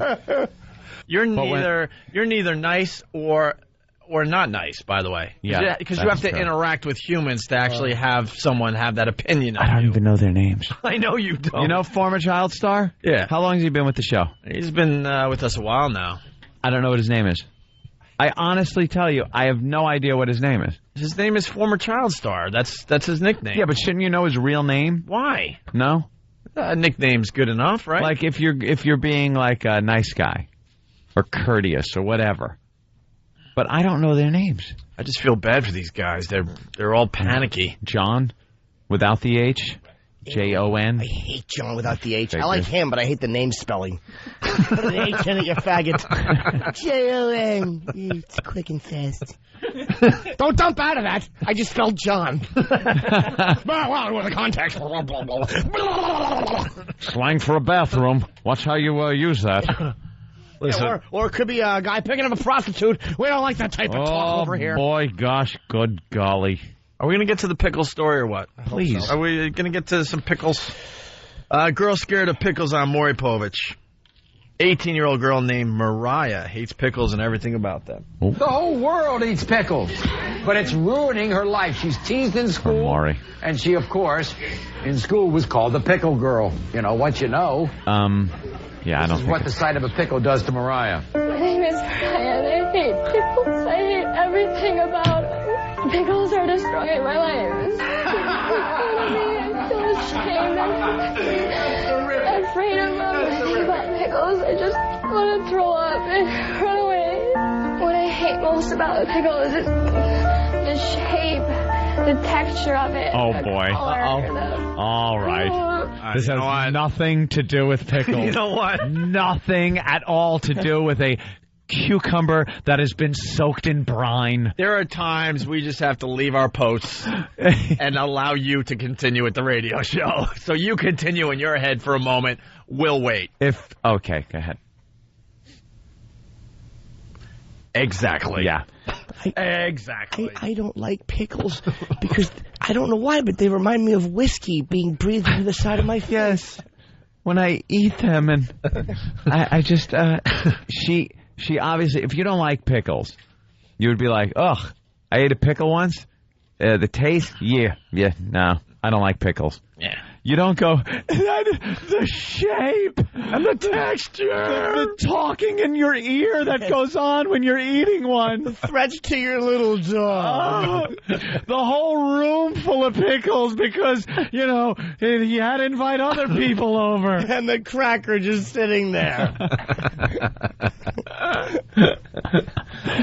Yeah. Well, the next clip, Maury sends Mariah to a pickle factory. Oh, that'll do it. See, this is 38 seconds of her just freaking out over pickles. This doesn't help, Maury. It helps his ratings. Let's get people that are afraid of things and just send them there. You hate pickles, don't you, sweetie? Well, we're gonna help you. We're gonna help you out. Do we have any green body paint around here? Because I want to pull a gag on this bitch.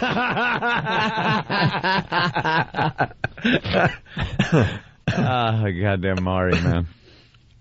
We wanted to see firsthand the extent of Mariah's pickle phobia. So we sent her to the Patterson Pickle Factory, where she would come face to face with thousands upon thousands of pickles. I don't want to see him. I don't want to see him. I don't want to see him going. I don't want to see him. I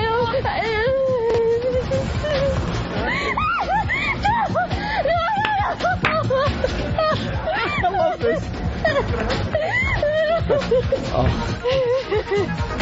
It tickles me and it goes to my stomach. Oh, I'm sorry. I made a mistake. Oh. That was audio from the Duke lacrosse team. I miscued the CD. Please tell me they threw her on a pool table and made her hold a pickle in each hand. This is so far from a fear of pickles. The girl needs some serious help. Not Maury Povich. She's losing her mind at a pickle factory. Oh, Maury tries to get to the bottom of it. Yeah, I bet he does, and that's when she really freaks out. He has to tell her to stop shaking. Stop shaking so much. Yeah. And this is our little secret, the trip to the pickle factory. Don't tell your mother. How is Maury going to get her into, liking pickles? Maybe start with a little gherkin. Start with a gherkin. How about a sliced piece? Right, like the ones you find on a hamburger. Yeah. Stop eating them whole, this. Yeah, the way they're sliced up for the burgers. Yeah, they're fine there you that go. way. I like the taste, but they're like, there you go. How about bananas? I can't eat a banana. Yeah. Don't take her to the plantation, the banana plantation. This poor girl. I imagine that eggplants would just drive her insane.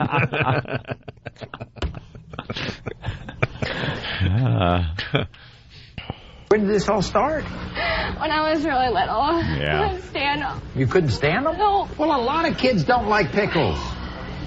And they just don't like pickles, but they don't look, just because they don't do this. Huh? You've got to get over this, right?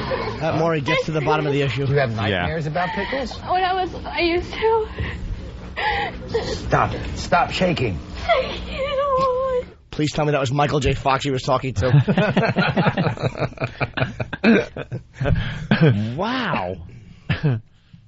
All right, we can't read half this crap. Did he? No, I'm just saying that. All right, sorry. Listening. Wait, what does this mean? It's a typo. Maury, of course, has to... bring out hundreds of pickles. Yeah. There's a beep in this clip, but that was from the Maury Povich show. We have nothing to do with this. The beep in this clip. Okay? All right. Shakia and Louise have confronted their phobia. Didn't like it. You're going to have to confront yours. You got to see a pickle. No. Got to see we have a pickle, please? No. Or two? No. Or 10?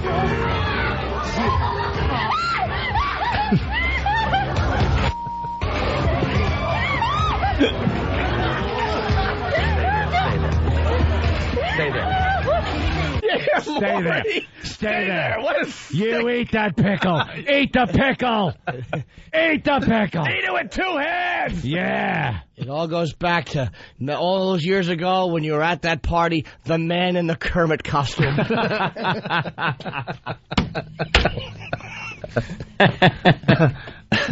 No! You stay there. He's yelling at her. Yeah. What a He kook. and Louise have confronted their... I screwed up. We're going to start over. I'm sorry. Didn't like it.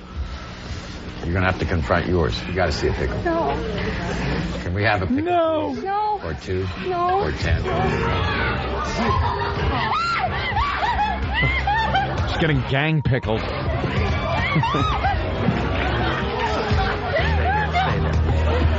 Stay there.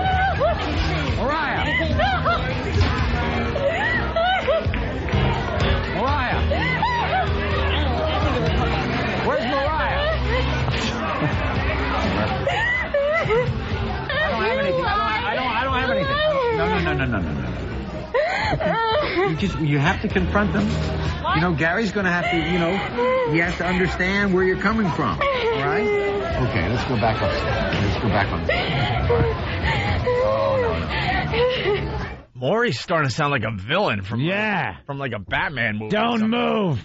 Where's Mariah? I'm Pickle Man. Where's Mariah? Right. She was traumatized right there. Yeah. She was completely traumatized. Like, she won't forget that. And what the hell?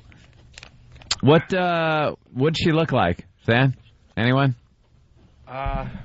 She was a regular-looking girl. Regular-looking? Yeah. How old? 18. 18? Yeah. Jesus. She actually lost her shoes when she was running around Maury's studio. Hysterical. I fell into the brine and my shoes fell off. My shoes, because the pickles were chasing me. Maury the Pickle Man. And I'm very injured. He said awful things to me. His words hurt me. And the pickles, They chased her with pickles. Maury. That is some fine audio. Bravo to the guys. And you know Maury, we know him. We know Maury. He's been on the show many times. The last thing on Maury Povich's mind during this segment was helping this girl get over her fear of pickles. The last thing, if I even have to tell anybody this, he wanted to freak this girl out because she was so afraid of pickles. That is gold to Maury. Loves it. That'll make his best of shows.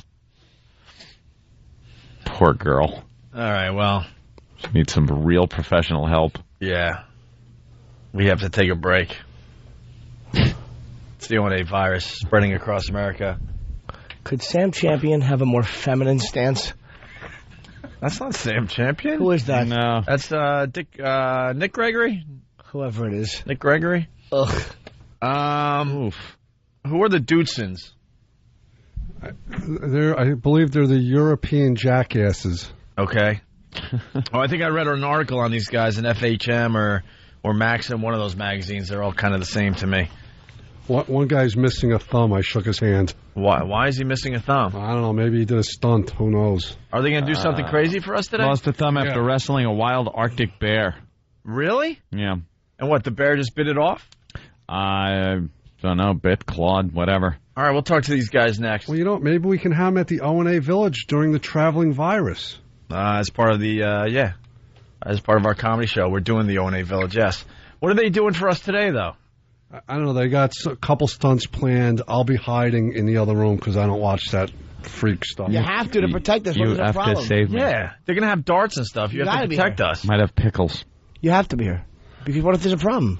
Who else we got? We got a fan? What's he going to do? Right. Could someone find out what they're going to do for us today? And we'll I heard human dartboard and some kind of rubber band stuff. I don't know exactly. All right, cool. Who the heck is on the line? Who the heck? How's it going, guys? Hey. Hi.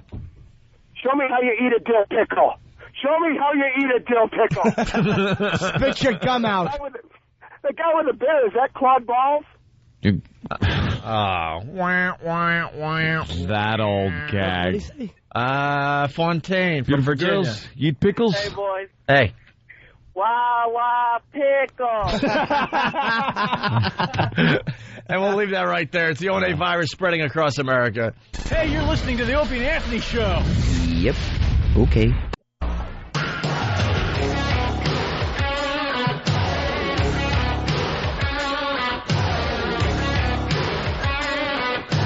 You're checking out the Opie and Anthony Show. The studio is getting very, very crowded right now. We're getting mics for everybody. There's a guy walking around with no thumb, shaking everyone's hands, except for Anthony. Did you shake his hand, Ant? Yeah, I choked. You're all freaked out. I shook thumbless guy's hand, of course. Jimmy, let everyone in what Ant was doing during the break. When the guys walked in, germaphobe gets up off his chair and cowers in between the two consoles on my right and just kind of not reads the paper. I was taking a little stroll because I knew we had a lot of time that break. Yeah, so I was stretching my legs. Just wanted to stand in the corner. I don't know what they do. I thought there was more than... I don't know, like... Perkele, there's 4 of us and a 600-pound pet pig. Yeah. Named Brittany. He's actually a transsexual pig. Really? Yeah. Wait, who are you guys, by the way? We don't even know who you are yet. Oh, we're the Dudesons from Finland, all the way from the Arctic Circle. Yeah, and actually I think Anthony stole Yarpi's thumb. Yeah, no, I did not steal Yarpi's thumb. Yarpi's thumb. Yeah, it is. The Yarpi's true story, thumb. It's the true story is he stuck it up his butt and it's still there. It's growing hemorrhoids, living its own life in Yarpi's ass. All right, hope people enjoyed that. Yeah, well, now you're telling that to everybody. Well, and most people didn't hear because of what you just said. See, we here in the warmer climates have rules and regulations on the radio, some of which, can't get too graphic with where thumbs go and things like that. But you're in Finland, we don't really have that censorship. So no, lucky you. That was beautiful when we got our feature film in Finland. I could actually do a stunt called Testicle Mousetrap on air. Oh yeah, and they showed it. I couldn't even dream it in the wettest dreams I've ever had that I have balls size of that. On the full screen. Was that also a banned word? How much dump we got left? All right, how about at this point you guys just stop talking? Because we dumping could out like just crazy. get ripped off the air at any moment. You're talking about thumbs disappearing somewhere, let's just say. You're talking about mouse traps to parts of the body. Yeah. We can't say. Let's be very, you know what it is with America? Broadcast, they get very uptight these days. All right. Very crazy. Like in your country, I'm sure that's all well and fine. Then again, it's freezing cold there, right? Yeah, that's why people are more concerned with keeping warm than what they're hearing on the radio. I think it's my head is still frozen from spending 25 years in Finland, freezing my... Right. Freezing we got to see, you're learning. That's why you have to come out with this weird ideas, just to warm you up. Yeah. Human dartboard right here. And keep more. Hold on, we don't even know. You guys are the Dudesons? Yeah, the Dudesons from the Arctic Circle. And you're going to be on Spike TV or something like that? 6th of July, 10 p.m. Spike TV airs our TV show, and 11th of July, the Dudesons movie come out on DVD. And it's kind of like Jackass? Yeah, it's Jackass, but actually Steve-O and Marge from Jackass are big fans of us, and we really took it to the next level with actually... having a real story behind it, and it's everything from human dartboard to testicle mousetrap and to accidentally burning our house down. So, lighting people on fire. It's Arctic mayhem. Arctic mayhem. All right. Do you guys know Def Leppard?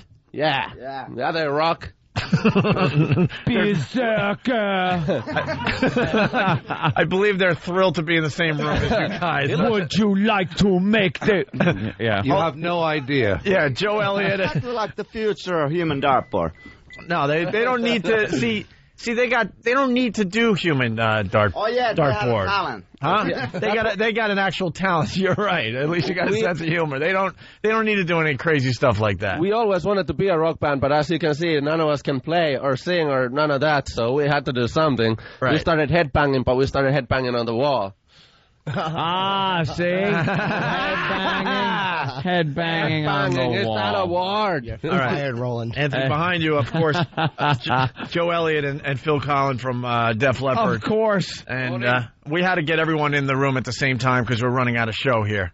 So you guys said you would watch, but you wouldn't participate, right, Joe? I don't even think I want to watch now. Another way. Tell us what happened. Show him the That's the human dartboard right there. You've got Is that a tattoo? That's Well, not yet. So you guys... I always paint this in a permanent marker. Yeah, but if you were... Every time Jukka hits me with the dart, it's a one mark to my tattoo. Oh, so it kind of like tattoos it as you put the dart in there, right? Long way to go, let's say that. I'm pretty bad at darts. Once I threw him into the nipple. Oh, that'll hurt. And also once I hit the bullseye, the belly button. You should have seen his face then. That, I bet, hurts a lot. There's a thumbless guy with a fat stomach. Why not just throw the tattoo gun? All right, hold on. What happened? Just throw the tattoo gun instead. See what happens. And how did you lose your thumb for real? Oh, that was a bear attack back in Finland. But I think one thing about Finnish bears is that they have this Mike Tyson complex. Whenever they are losing, they start biting. So it bit my thumb off. Whenever they start losing, you know. And he's doing that old gag. The comic angle isn't really translating with the American audience. You know, the bear joke and everything. Starts biting. Give 2 thumbs up. But that's okay, as long as you know. 2 thumbs up. 2 thumbs up. Wow. Now, what happened with the bear? What happened with the bear? Oh, I killed him. I made a boots out of him to Jukka. I have nice bear boots. I don't have them on right now. No, they're kind of small nowadays. I see. But you were fighting with. Did he jump out you in the wild, or were you doing a stunt with him? In the wild. In the wild, you're just kind of roaming around, and a bear came out and he took my thumb, Charlie. He took my thumb, Charlie. Anthony Pauly from New Rochelle. Yeah. Nice line, Leif Erickson. I couldn't get it out. Erickson. And Kenny has an observation. Where's Kenny? Club Soda Kenny. The big stupid guy. Get a mic. Yes. They're 2 wild and crazy guys. Back goes Griffey, looking up. It's out of here. Or is it? No, it's off the wall. My mistake. Yeah. All right. So what's the first trick? We're kind of running out of time. And we want to talk to Def Leppard a little bit here. We got a giant rubber band. We're going to put it around my body, pull it, and whack it. In Finland, it hurts twice as bad because it's so cold during the winter time. So your skin is all freezing. Right. But I think we can use some help on this one. And you know how in school when you take a rubber band and you slap somebody with it, it hurts. It hurts a lot. Now that's a huge piece of elastic or rubber. I like the collar. It's like a rubber. It's a rubber band. It looks like pink panties. You couldn't come up with a better colored rubber band thing? Well, it's highly visible. I don't think your mic's working. So who wants to pull it up? Oh, not me. Club Soda Kenny. Steve C. Club Soda Kenny will do it. Club Soda Kenny. All right. By the way, we're getting video for the website. Here we go. All right, pull it. No, you gotta go that way. You gotta pull it more. Yeah, go to this side. All right, hold on. Don't let go yet. Don't let go. Hold on, we got to explain. This rubber band device is stretched out about 10 to 12 feet. Yeah. All right, let's do it. And, all right, this is going to be on video. Yeah, Former child star, you got to get a good shot of this. All right. The biggest guy in the studio. All right. Listen for the snap. 1, 2, 3. All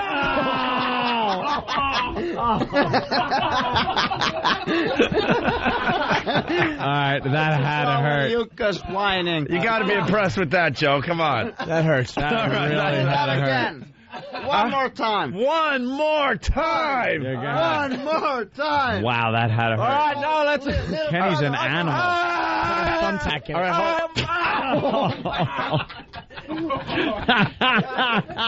His kids will be proud one day.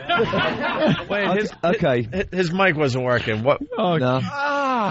So if you want to really impress us, pull your pants down and lower the band. Yeah, lower it down a little bit. I wouldn't be proud of that. Look at the marks on his gut. Yeah, wow, that's really giving you pink belly there. You know, that's gotta hurt. Stupidity has no limits. Stupidity has no limits. Kenny can pull that thing pretty far there, right? Of course, yeah, he can. I think it's about time to whip out the darts and. All right. The belly. Throw a few darts at his belly. Once again, it's the Dudesons. It's going to be on Spike TV. It's kind of like Jackass. July 6th, 10 p.m., Spike TV and the DVD, the original hardcore movie where we can show everything. It's uncensored. It's out on What's on the movie? The Dudesons movie. No, what is it, though? What's on that? 4 lifelong friends living their crazy and hilarious life at the Arctic Circle with a 600-pound pet pig, Brittany. Who's actually the looks and the brains of the group. You guys need an opening act or something, Joe? Phil? Not right now. Why isn't his mic working? Why isn't Joe's? Why would his mic work? Sure. Get him a mic. Does that work? Yeah. Hey, They're legends, and There they're it talking is. into mics that don't work. That's smart. hey, that's nothing new. Well, We're fine for opening acts right now. Yeah, all right. Let's go. usually when the Dudesons are in studio, mics are not working anymore. We might just lit a fire in here at some point and lit a fire. Yeah. All right, they're gonna do the darts That's now. actually what happened with our house. So now We're you barbecuing indoors. So which one of these stunts hurts the most? The darts to the gut or the rubber band trick? I hate the rubber band trick because it's actually something that whacks you so bad and you can't do anything about it. And it's not fair to call it the rubber band trick because it's a lot bigger. It's a giant hickey, you know, on your belly after doing the rubber band stand. Yeah. Yeah, it's an oversized rubber band. Let's just. All right, let's see what you do with the darts now. I'm not sure if you're just gonna hit, but I'm still gonna turn my back to you guys. No, so. How about that way? Yeah, that's good. That way. I would never, ever want to be in the line Do of we fire have a mic for your with those darts. Come closer. I'm not that good of a thrower. Come Arctic closer. AIDS. Be closer. All right. You know, Yeah. we are crazy guys. I see. First, cover your balls. All right, you guys ready for the human dartboard, huh? Oh, absolutely. It is mounting. All right. 1, 2, 3. Oh, he throws Right in his fat stomach. I think that's 5 points. He throws that pretty hard. All right. The bullseye is the Another belly one. button. All right. Second one. Go already. 1, 2, 3. Oh, God, he hit him in the chest. Oh, that's great. Do you know you have, like, organs in there? All right. 1, 2, 3. Oh, man. Dude, you could have at least gotten somebody who can throw darts. I'd be really Gotta impressed get it if he stick. did this trick with Magic Johnson Right. first. 1, 2, 3. Oh. You suck. Too tough belly. These guys are right. He completely missed and hit him right in the sternum. Last try. Last try. Here we go. That one's dull. I think we get the idea. Yeah. Really. I mean, Thank you. That's 5 points. 1 on the chest and 1 on the belly. Here, my dartboard. But you lose all the points because of this chest hit. What's the guy's think?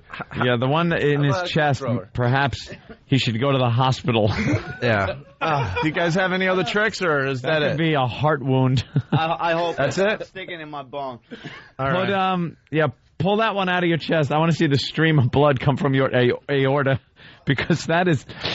I don't have a blood circle. Oh. No blood. Is it bleeding? He's pulling him out now. Yeah, that's starting to leak a little bit. Very good. A little bit of gut showing. Oh. You need a more practice. Well, that's pretty impressive, guys. Yes. The Dudesons, right? Dudesons, something like that? Yeah, .com. .com? Check it out. All right. And it's going to be on Spike TV. Yes, Kenny.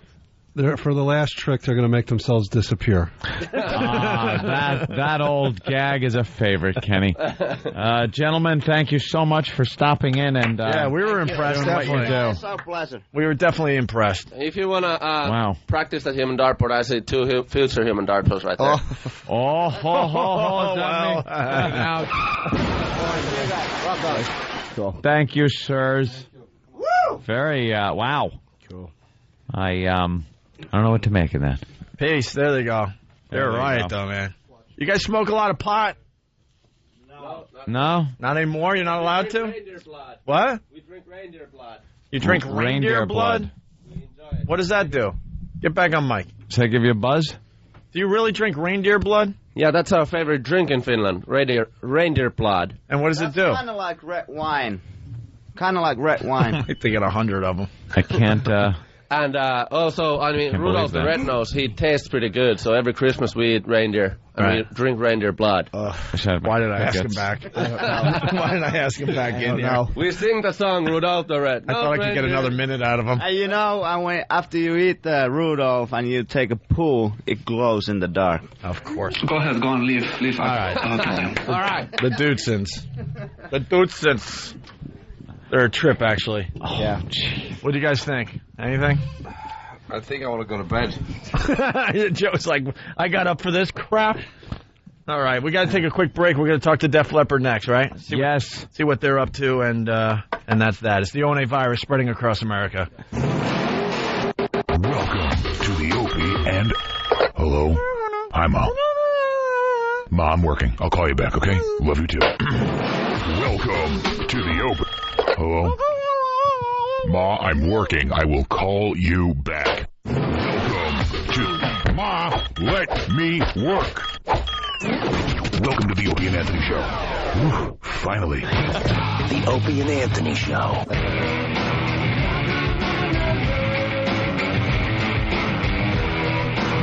It's been a weird show today. The Opie and Anthony Show. The ONA virus spreading across America. The Dudesons are gone. They have left the building with all their hack jokes. The audience just calling him the Dudesons. The Dudesons from Unaki.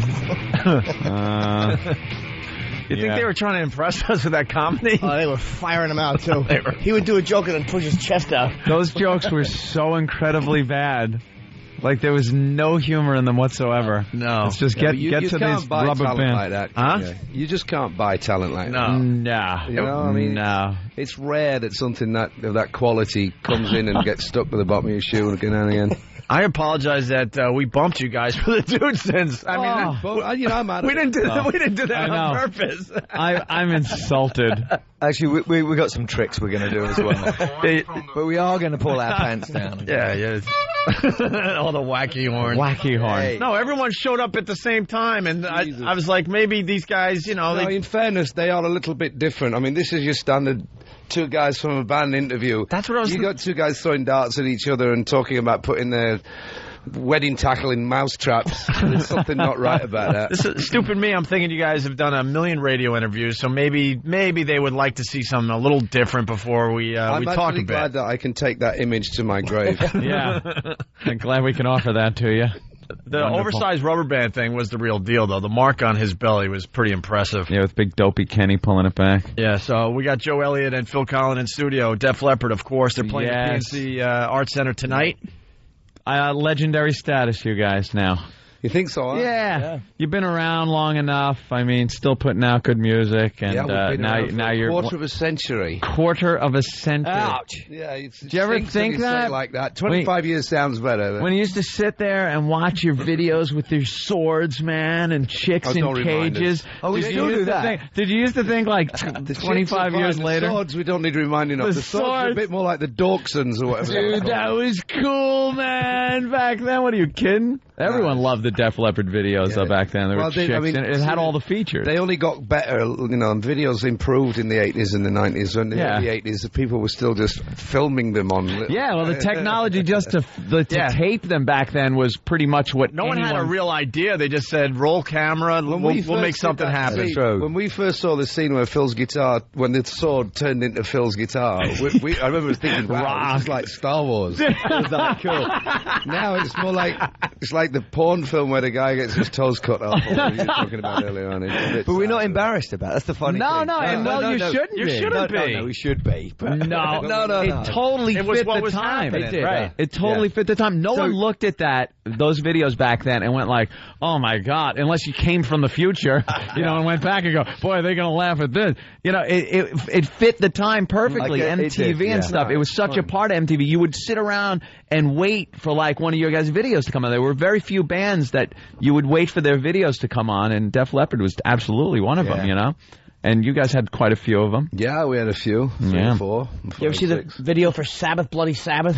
They did like the 70s. It was just Sabbath walking through the woods in like fur coats. It was really like, what the hell is that about? Cameras like zooming in and out. And you're like, all right, I guess that was pretty cool. Nothing. The Blair Witch Project. There you go. Yeah, exactly. Wow. Nothing was where before MTV. There was like this. I guess they still made videos, but they didn't know what to do with them, so they Right. used to show They up were on like called- Don Kirshner's they were rock called concert. promo films, Yeah, weren't promo they? films. But the bands didn't know what to do either. I remember seeing old Stones one that was like, hang on a minute, what are we doing? Yeah. Everyone. And every one of them had like the kaleidoscope effect. And you know, on bad porn films where you see the girl, wherever she's with the pig or on the mattress, looking to the side of the camera for direction. Yeah, looking for a little help here. That's what the guys used to do in the 60s and 70s when they shot videos too. There's a beauty for the Kinks. The Kinks did one for a song called Dead End Street, where they're carrying this coffin out of this little terrace house in England, all wearing top hats and looking like undertakers. And they're just carrying a coffin, and that's all it is. It's just that sped up. And that's it. Like somebody came up with this, hey, I've got this great idea for a film, guys. It kind of makes the guitar sword thing look like Star Wars. It really does. That was when it like reached the level where it was like, wow, people, even though it was that, people are going, hey, they're putting some production values in these things.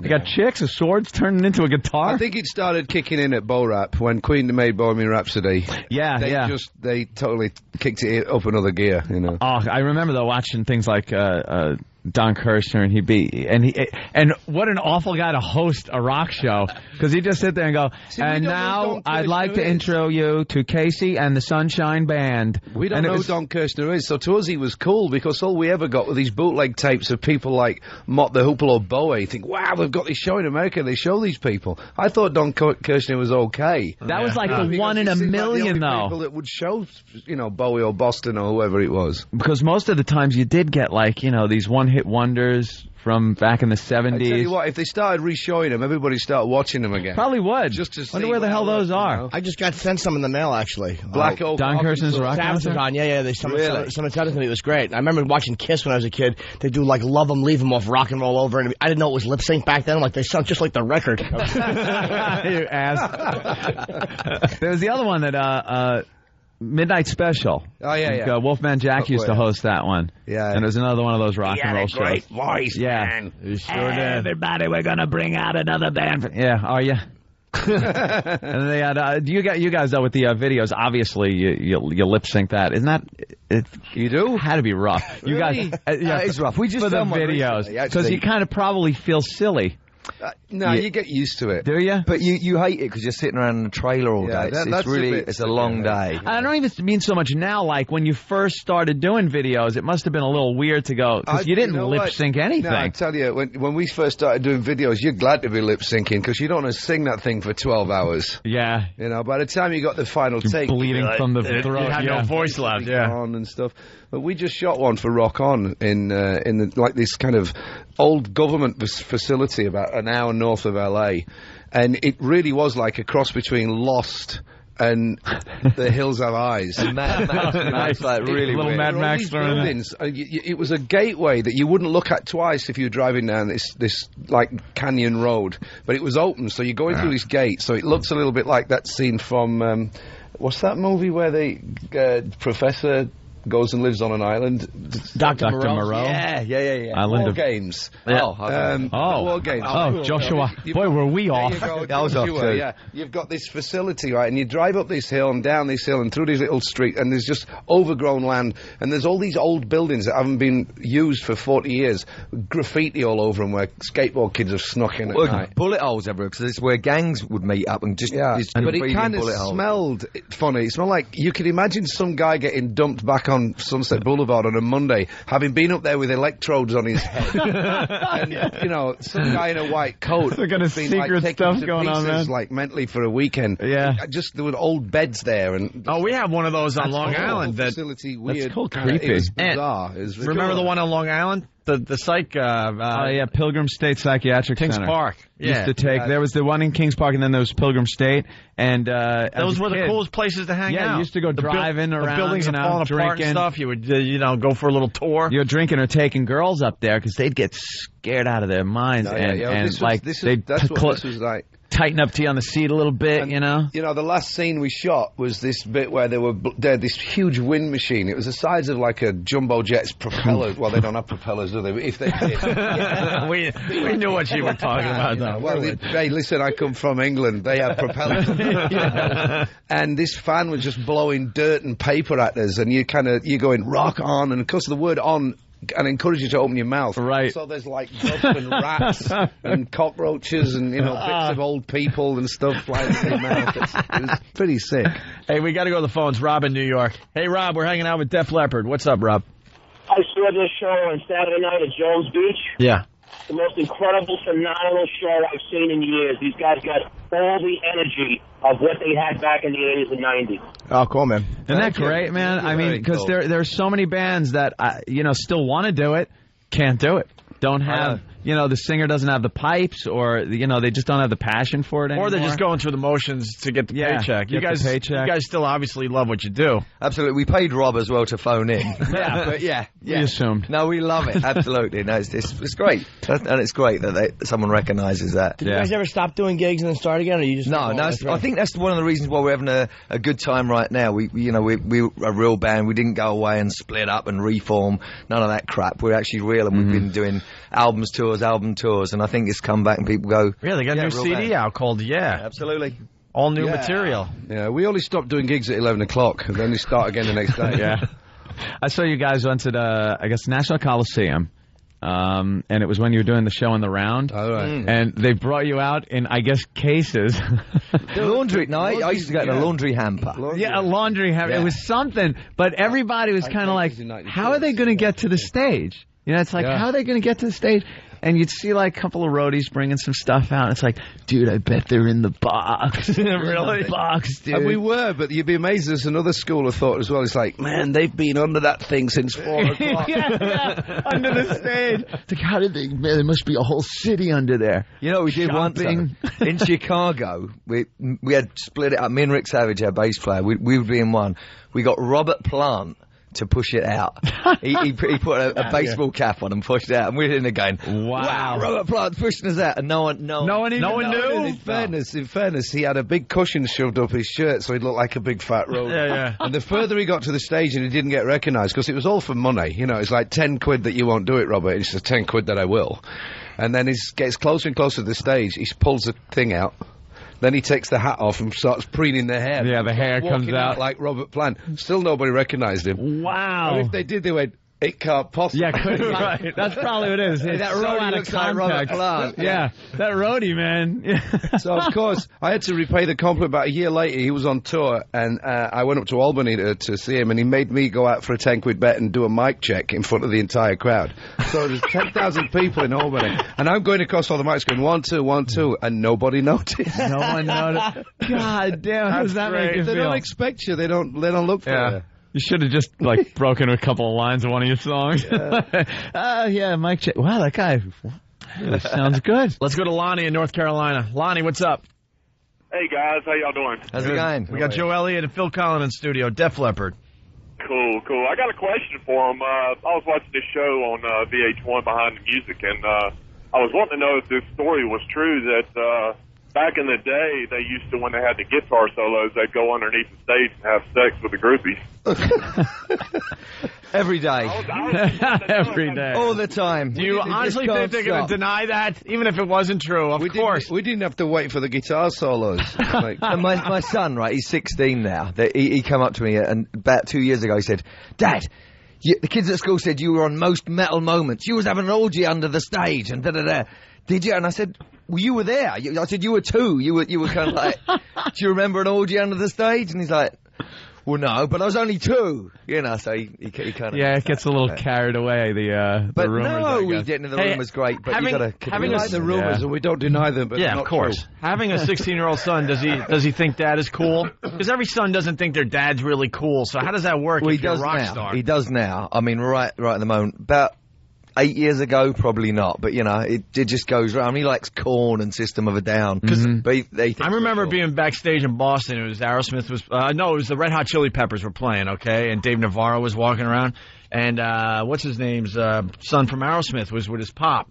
And he's like, Dad, that's Dave Navarro, freaking out because he's meeting Dave Navarro. And I'm thinking, your father's an Aerosmith. That's a lot cooler than Dave Navarro. You know what happened, which was really cool, actually? Last year he went to the Ozfest, saw Maiden, Ozzy, all of these guys. And, he sees us all the time. He comes out on tour with us. Right. And I said, so how was it then? He said, no, it's okay. I said, that's because your dad's a legendary superstar in a real band. And he goes, Well, yeah, you guys are really good, actually. That was the biggest compliment ever. He finally admitted a little bit, like, all right, Dad, you're cool. We do our thing. We're one of the only bands I know who actually really sing. We don't use tapes and samples and stuff. Who's doing that?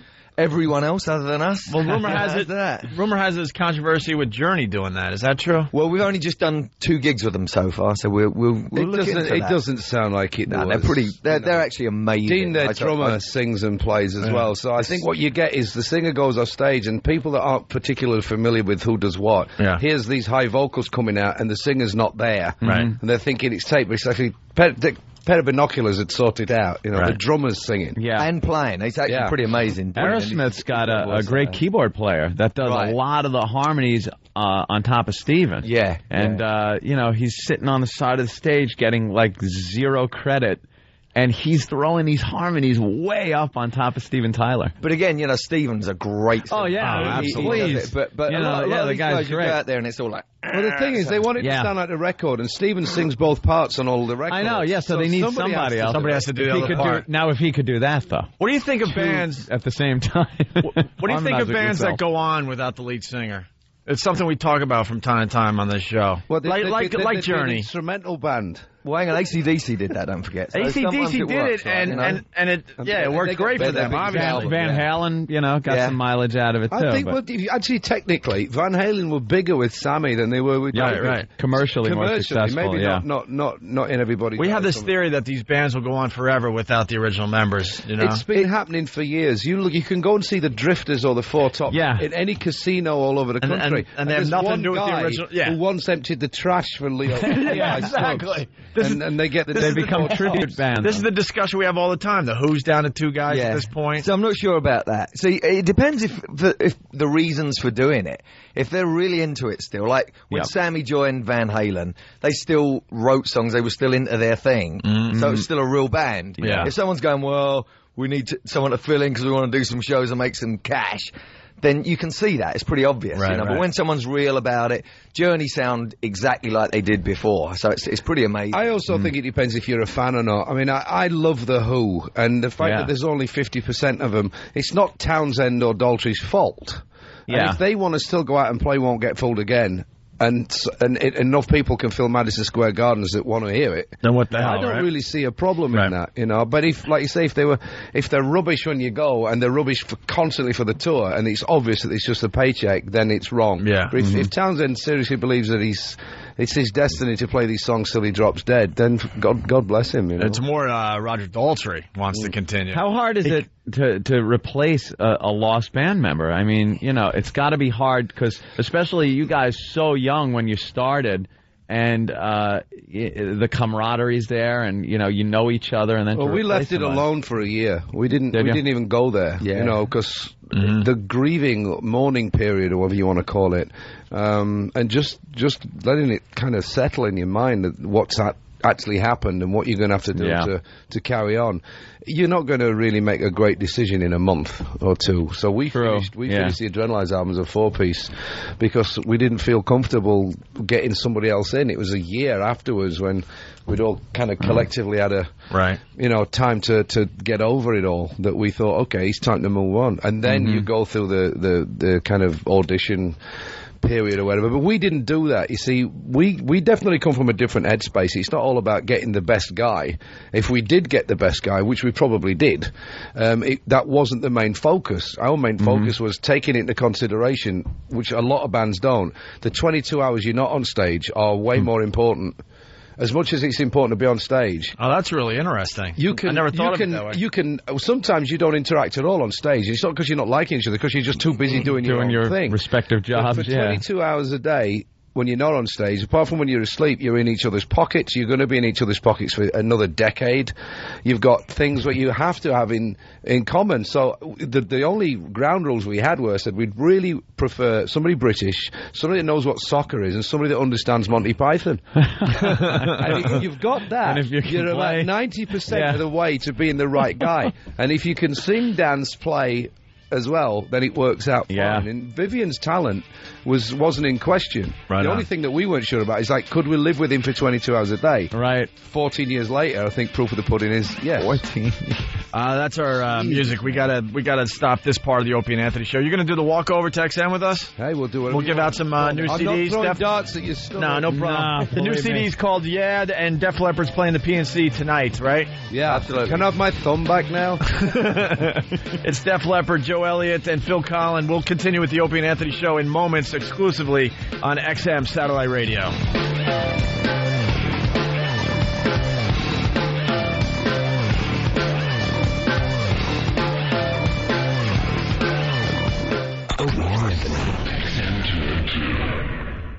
The Opie and Anthony XM walkover begins now.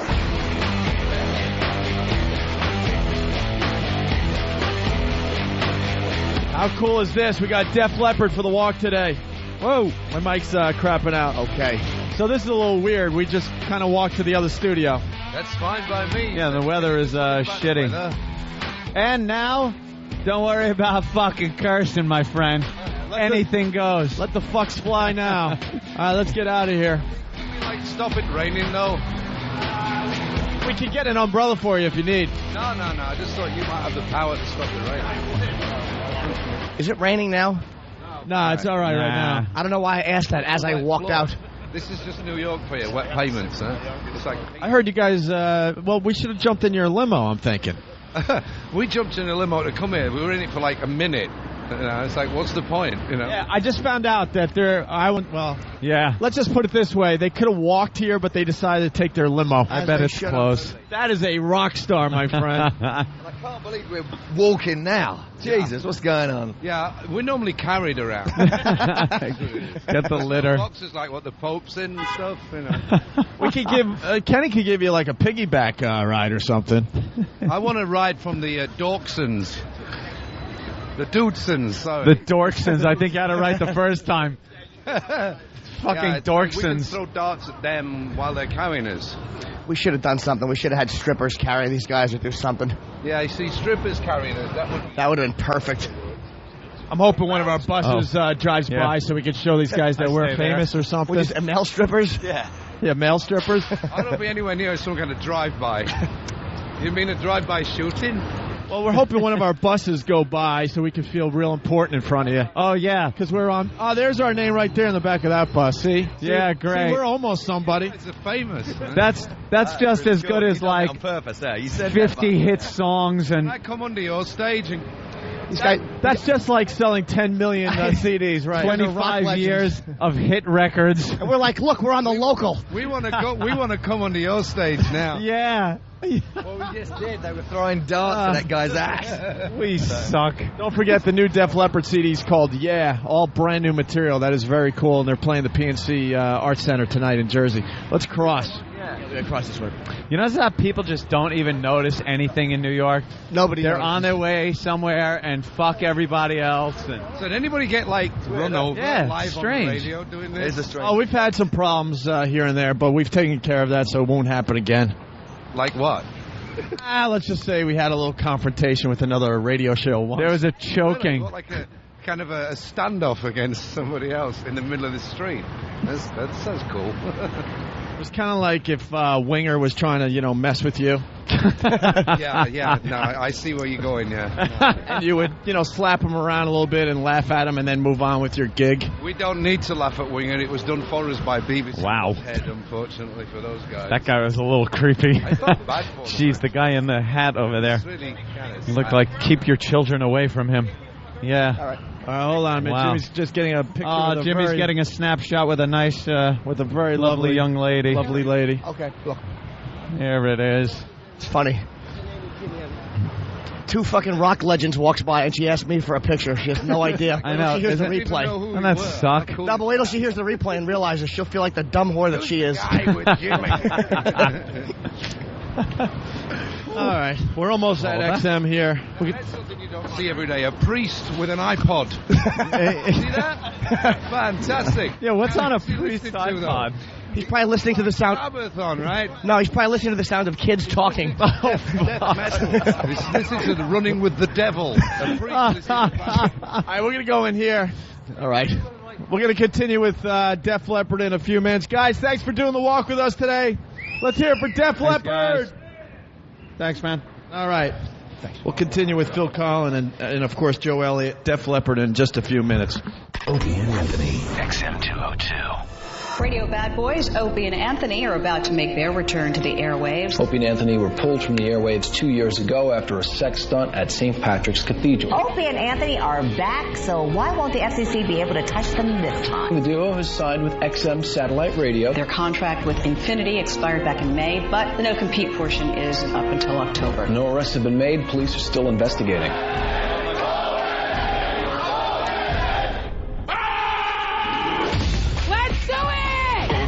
The blonde one, two so-called radio shock jocks. Our society needs borders, needs parameters. You dick! They get their jollies by saying, let's keep pushing the envelope. They were doing what they were paid to do. Even when there are bucks to be made, there's a price to be paid in terms of the cultural degradations that we do not want to be associated with anymore. Are you adequately prepared to rock? But enough of this palaver. Let's get the show on the road.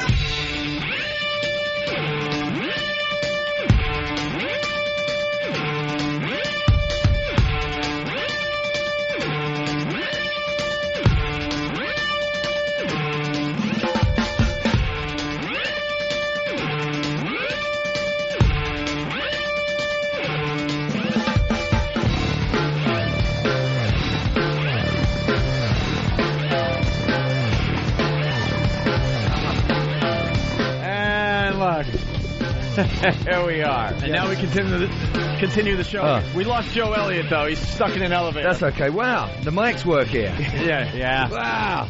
Isn't this a stupid job we have where we have to, like, leave? And we have changed the vernacular. It's like 2 jobs. I thought by this point in my life I wouldn't need to hold down 2 jobs. That's cool. Yeah. This is the uncensored version of the Opie and Anthony show. Anything goes, so don't worry about, dropping F-bombs or there you go. Talking about any kind of blowjobs or anything else that might have happened under a stage or not. Yeah, we would have had a lot of fun with that pickle story over here today. Oh, right. The chick that was scared of pickles. I heard that while I was in the bathroom. Yeah. It was pretty funny. Yeah, wow. She definitely, that had nothing to do with pickles. All right, we found Joe Elliott. You should have taken that elevator with us. Why? Somebody farted in it, didn't they? Yes, they did. I was warned. I tried to. Disgusting Jimmy Norton. I tried to, but I couldn't. There's a bunch of chicks on the elevator. That would have been fucking perfect. Well, you tried to shit yourself. I really always do on the elevator. Just send them out thinking. This was a great example of New Yorkers not looking around whatsoever. Yeah, they don't look. They just don't look. Def Leppard's walking down the sidewalk with us, and they didn't even look. They're in their own world. And that has nothing to do with you guys. It's New Yorkers in general. They just are all just, focused straight ahead, and they don't look around them. They don't look at their surroundings. What's that classic phrase? Hey, excuse me, sir, can you just tell me where the Madison Square Gardens is, or shall I just go fuck myself? The only time they really looked, or one of the only times they looked, is when we had one girl, Debbie, come in, really hot girl in a bikini, and I was, like, walking with a leash. She had a leash around her neck, and I was walking her, like, on a chain. That was when people kind of looked at that. And then people kind of looked. Yeah. Most people now, it used to just be people would walk down the street and not really look, but at least they could hear what was going on. Now everyone's got some kind of iPod or something. So now they're not even listening, not looking. They're in their own little bubble. Like the priest we just saw. The priest. A priest wearing an iPod. Yeah. Wow. Listen to Running with the Devil. You think that was it? That was Slipknot. Or something. Sabbath, bloody Sabbath. Hey, where's that sheet with the Def Leppard stuff? I wanna read something that I thought was amazing about this band. We all know how great they are, but I didn't realize how great you guys are. Does it say how great we are in the book? What book? No, it was just like some facts. Oh, right. Even though we don't go... you sure didn't say how gay we were? No. Okay. No, great. We don't go to the fact sheet often, but I was reading and I saw something that was very interesting, but I want to read it word for word. Where is that? I think the fact that you were reading was interesting. I'm trying to become smarter. Do we not have it here? Huh? No, it came over. No. Well, what it is, our whole crew has to grab everything that was over there and then, reorganize and then get it in front of us, so... Is that Britney? Yep, that's pre-baby Britney. We got a little, what happened to Christina? Tackle out, Britney. Tackle out. Yeah. Yeah. Why would you wreck that body? I know. Oh, she banged that thing up now. Now she's got lasagna belly. You Yeah. see Paris Hilton, too, with the box hanging out? Is that fucking fantastic? With the pink dress? Little fat box poking out. There's nothing better than that. Jimmy likes them a little plump. Yeah. He likes them looking like sideways chimps' mouths. Yeah.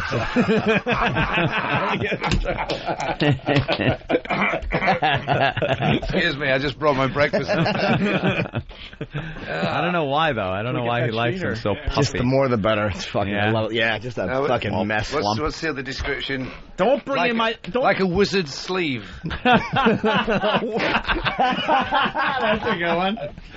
Oh man! Don't bring in my blueberries and yogurt in front of Def Leppard. Yeah, we've got a lot of good ones of those for you. If you've had like an Indian meal the night before and you got an ass like a clown's mouth. Yes, Kenny. Well, maybe Def Leppard would like a nice smoothie. Don't bring up the smoothie talk either. We're trying to look cool. We're trying to look like we could actually hang with these guys. I'd like a smoothie, but keep it on the QT. Okay. I'd like we one do too. this every day, actually. We do the same. Do you? We juice organic vegetables. How's that? Yeah, rocking. I'm trying to think of clever phrases for parts of the anatomy. That's the other one. I liked... How about I left her face like a painter's radio?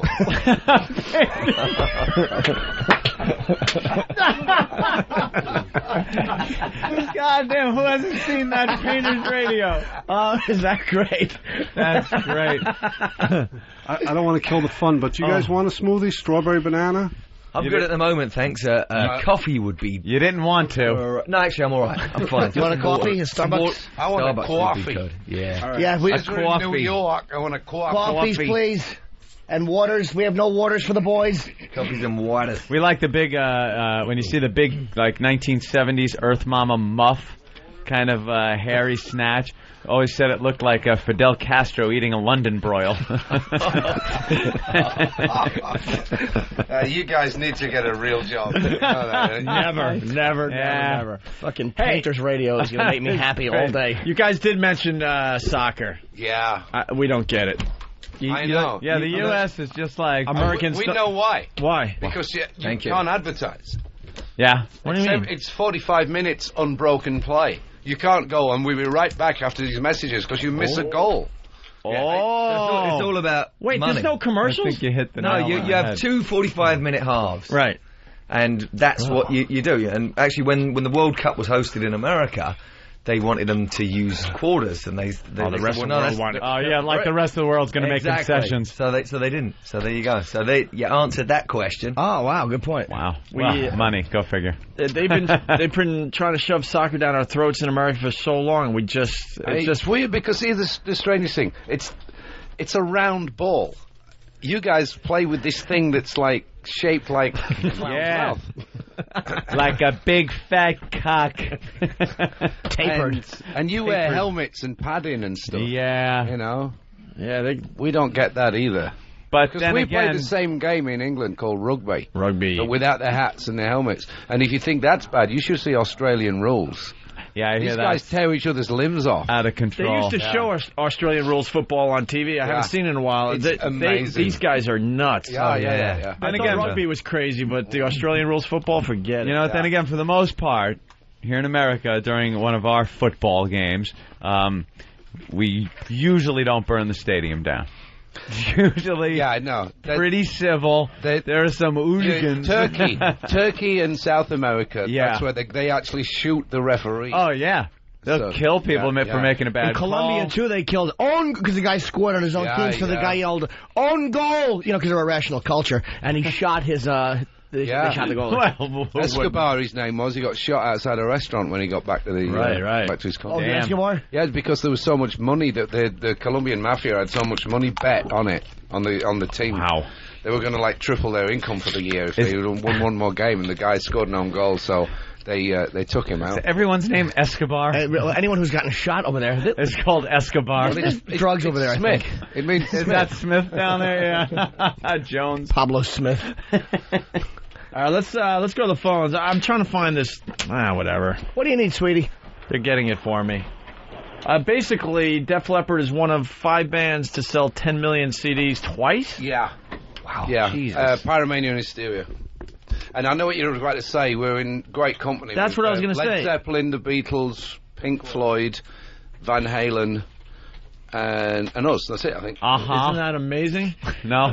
Just missed. A few months yet before they get in there, yeah. You know what actually amazes me is that the Rolling Stones haven't even done it once. I can't believe that the Stones have never had an album that did 10 million. That means we're better than them. Yes. Isn't that weird? Better than the Stones. That's I don't know about that. That's going to be far. I mean, No. These guys are legends. I wonder why that is, though. Like, with the...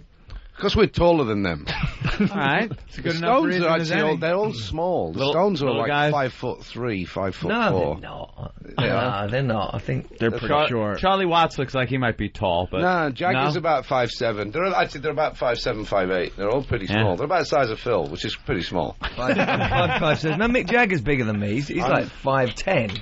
Nah, he's not. He's not. Nah. So wear big Maybe shoes. his No, I shoes. think they are. In his shoes. You know, before they go on tour, they all have to be 140 pounds. Really? Apparently. Apparently. Yeah, which is like Haven't amazing watched? when you think, you know. Yeah. So they're really doing it.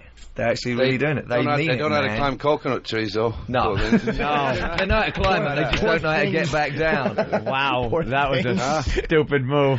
The hell is he thinking? And they also started pop metal. He wanted to too, make so. his own pina colada. Yeah. You know. So he's going to get it from Just- scratch and climb up the tree. And build his own. Have you guys met anybody that really awed you, I guess, as musicians that you're working with, or that you got to meet at an event that just blew you away? Well, I suppose we'd be in awe of people that we grew up listening to more than anything else. But then you meet them and they just become like normal, like Queen. We met Brian May and he ended up joining the band almost. He's been on stage with us like 7 times, you know. So after a while, you're like, Jesus, anyone get Brian to leave? I know, he's got his own dressing room and everything. Trying to do a gig here. I met Keith and I was a little awestruck. Yeah? Yeah. How about That's Mick? got to be a Mick? big one. Well, we met Mick in different circumstances. He was in a studio next door to us when we were doing Hysteria. And he was... you know, we'd see him in the canteen like every day, and he'd be borrowing our newspaper and inviting. Was he doing his solo album back then? Yeah, he was doing "She's the Boss." Oh yeah, you guys had the better album there. Yeah, not even close. Sold a few more. Not even close. How about McCartney? Have you met McCartney? No. Met his band. We know his band pretty well. And I went to see them at the in Anaheim and Staples Center. Is it? Yeah. In LA. Last year. And it was incredible, absolutely incredible. Saw the Stones at the Hollywood Bowl as well. Right. And they were, again, they still got it. I mean, Jagger's 62 and he moves That's around amazing, more isn't than it? We saw him people last half his year, age. and it was unbelievable. He's absolutely still doing it. Yeah, he's an amazing kid. They're great. You know, the Stones, we love the Stones. They're just, you know. What was your they're first? the Stones. What was your first concert you went to? Sesame Street. Deep Purple when I was 14. No, I just made that up. just to be I know, it's a good answer, though. I was kind of picturing that whole thing like, We didn't wow, have Sesame Street back then, that's did we? got to really be an Sesame odd... Street didn't exist. We had the Muppets. Yeah. No, Deep Purple. Deep Purple's a great Purple. first concert. You kidding me? T-Rex. T-Rex? T-Rex in 71. Yeah. I was 11. Wow, that's a good one. My mum let me go out, but I had to be back by 10. So I stayed till past and got grounded for a week. Yeah, I think mine was the Village People. My father took me to... All right, here's a fucking awful moment. My father... This is what you admit in front of the rock stars. My father took me to see the Village People and Sister Sledge. Oh, wow. And I enjoyed The We Are Family. I tapped my faggoty foot to it. Back in like the mid-70s at one point. Yeah, but the funny thing is now you listen to those songs on one of these CD collections like, you know, the pure funk or pure disco. Yeah. When you're on an overnight bus ride to... wherever, and that CD comes on, everybody gets up and dances in the corridor and stuff. You know, and Called ABBA the guilty and stuff. pleasure. Yeah, Sure. Absolutely. Yeah, ABBA. Everybody's got one. It's like nostalgia too. You kind of like age just brings you back. It takes the corners off everything. No, they're great records though. They really are. They were really good records. That's the thing. a little. They were well made. Yeah, Put it that way. Some they of were them. cool. Yeah, some of them. Like some heavily of them. like this produced. bottle is well made. You know? Heavily produced. They were functional records. You were great, by the way, in Don't Blame Me. There's an Ozzy documentary, which is amazing, and Joe was interviewed. Really great stories. Was that really? Yeah. Why, what did I say? You told a story about how you were on tour with Ozzy and you looked out and he was pissing out the window onto the people who were online without even knowing he was doing it. That was at the Stanley Theatre in Pittsburgh Yeah, we were opening for Ozzy, 1981, and he came into our dressing room completely out of his tree.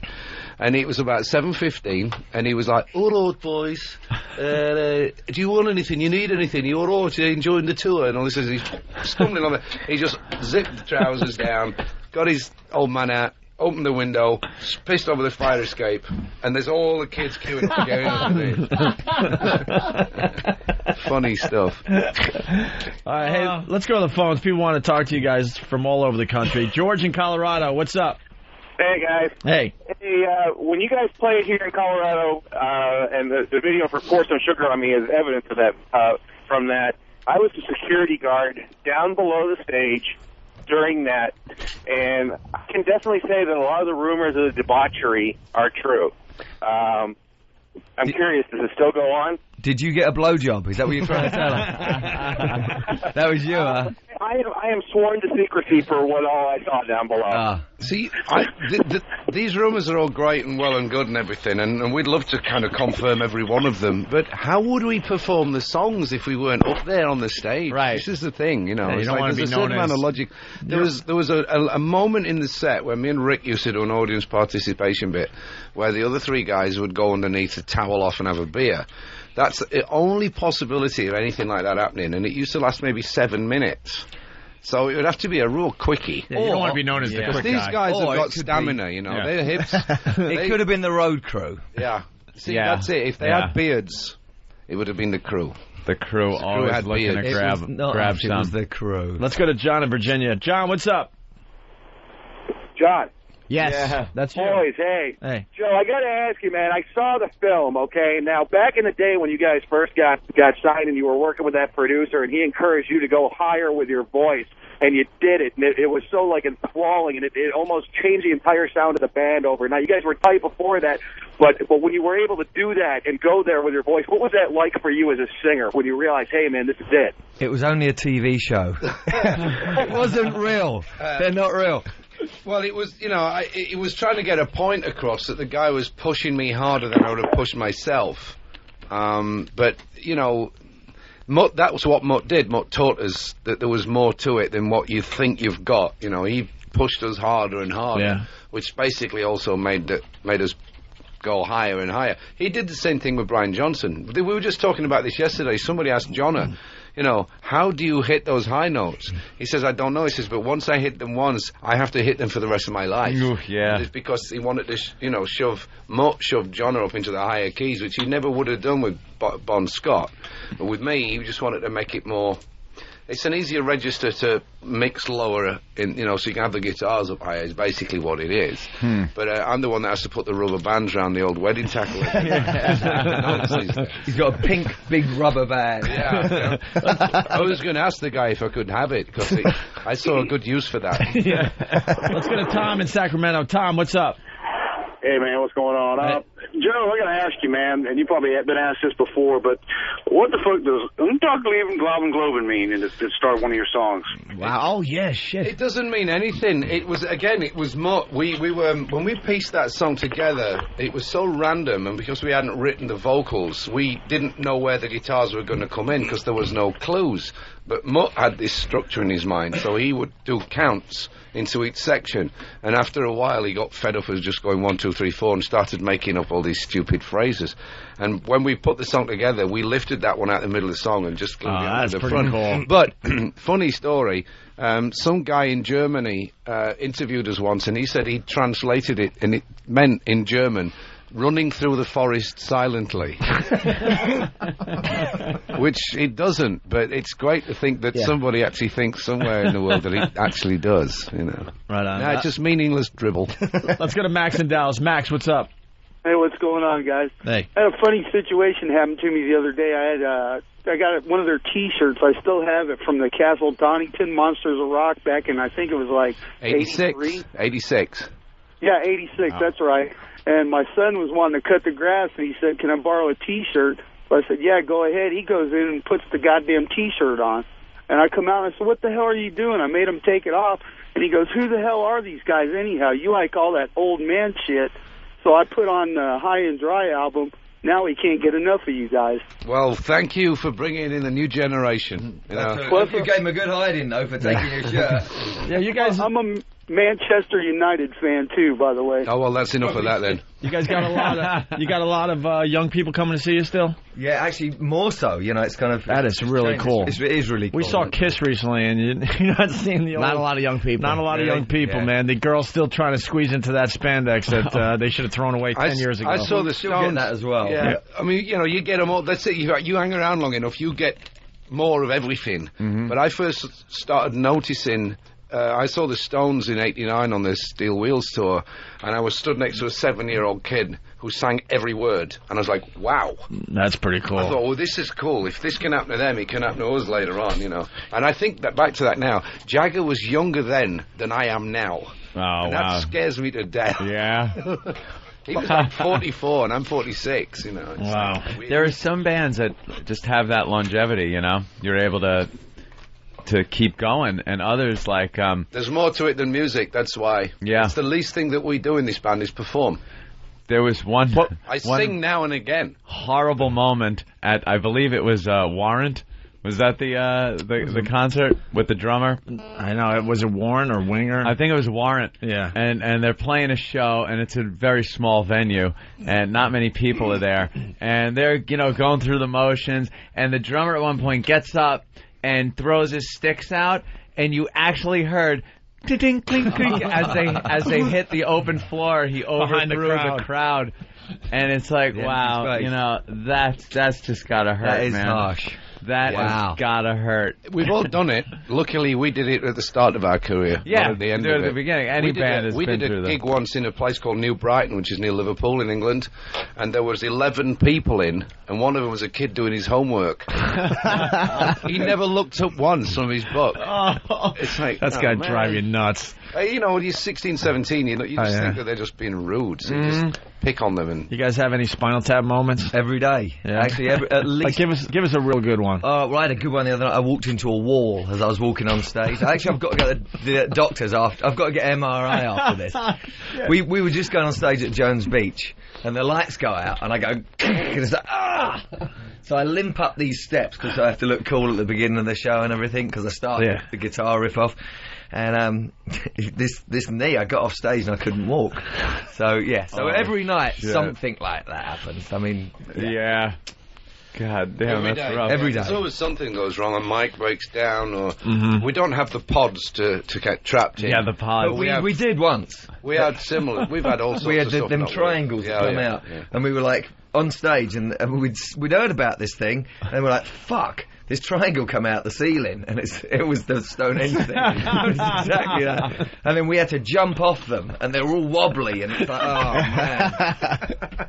And so we stopped using it after. But there's always something. I mean, everybody has it. Even the coolest bands in the world. I saw U2 get stuck in their lemon once. That's a true story. Yeah, the lemon wouldn't open up. What about the Pyro when he used to? Pyro Pete, who used to do our pyrotechnics. You know, you'd lose eyebrows and all sorts of stuff. You know, it just obviously can't do that stuff anymore. Not like that, but this was like there was so much of it. Well, especially all the over last the night stage, you had to know where to be. And the last night of the tour, he'd have like, I've got like a gallon and a half of this stuff left over. Let's put it all in. Yeah, I've really packed them up tonight, guys. So stay clear when like a marshal flying over the back, the back row of the audience. It's very odd. Steve Clark fell down a trap door that had we had lasers. This is in '87, and he went, whoa, and over he went, and his guitar, his Les Paul, just landed and stopped him falling on all this glass laser stuff. So I love the Spinal Tap moments. It's brilliant. I love them. Great, man. Let's go to George in Chicago. George, what's up? Hey guys, I got a question for Def Leppard. I saw this documentary that came out last year, Made in Sheffield, and it sort of talks about the Sheffield, England music scene in the late 70s, early 80s. And they mentioned that you guys sort of, came up around the same times, like Human League and ABC and a lot of those kind of bands. I was just wondering if you'd talk a little bit about your days in Sheffield and if you kind of associated with those people or you kind of made your own path. Well, musically, obviously, we were the odd ones out because Sheffield in the late 70s, early 80s was kind of a little bit like the Beatles were, Merseyside in Liverpool, the Mersey sound or whatever, in 62, 63. There was a lot of bands coming out They didn't all sound like the Beatles, but for a little while, Liverpool was the hub of the British music industry. And then it moved back to London as normal, and then it just kind of, it happens. Like Seattle became the big thing in the late 80s. But Sheffield had this little period of about a year where there was us, the Human League, Heaven 17, ABC, Thompson Twins. They all came from within about 12 miles of each other. And we were the odd ones out musically, but I used to see these guys all the time, and I used to be stood next to... Hang on 1 second. Ooh. Hello? Yeah. When the Saints come marching in? Yeah. No, I said, I'll leave it in a brown envelope behind the toilet. Leave the merchandise... Yeah, right. Okay, thanks, bye. Sorry about that. Very important call. Yeah. There was a record shop just down the road from where I used to live, and Phil Oakey from the Human League used to be in there, and many times I'd be stood next to him and we'd be going through the racks and like, hey, how you doing? And he had his hair short to one side and really long. Yeah, the new wave styles. Yeah. And we'd just be buying the same records, though. He was looking for some old Bowie, and I was looking for some old Bowie. It's weird. We both grew up on the same thing, but we forked off. Different directions, man. Really. We forked off. Thank God for you guys, because you probably could have, easily went with the new wave. No, we couldn't. I'm talking when you first started, before you really found your voice and found what the band was We gonna were do. always going to be a rock band. That's cool, because you guys survived the new wave thing, and then obviously you survived the grunge thing. A lot of bands from your era, as soon as grunge hit, they were gone. Kurt Cobain wiped everybody out, but you guys continued after that. But that's why we're still here, though, you see. That's the whole thing. I mean, like you were saying about the Warren Winger thing, all of those bands stopped because of grunge. And, that's why they're throwing their sticks out and no one's catching them, I mean, literally. It was also, like, they were the tail end of that whole genre of music. Yeah, you guys were, like, we started there at the beginning. There were a lot of A&R men all over the country said, sign me a band that sounds like Def Leppard, which is what happened, which is why Kurt Cobain you started the pop metal thing. I seriously have said it many times. I think Kurt Cobain tried to kill everybody that sounded like Def Leppard because there were too many of us. If there had only been us, he would have been fine with it. But there were so many other bands trying to sound like us that it flooded the market. Yeah, right. But going back to your earlier point, it doesn't matter the kind of music that the Thompson Twins made or ABC or the Human League. These guys are actually okay people. And that's why you'll never see those guys trashing us in the press and vice versa, because we actually used to have a drink with them and talk to them and just say, how's it going? Oh, yeah, we've got a gig over here. Oh, yeah, we're playing there next week. And are they still doing it? Are they still... just had short hair, we had long hair. Are they still doing it? Yeah, I think so. Some of them are, yeah. Whose idea was the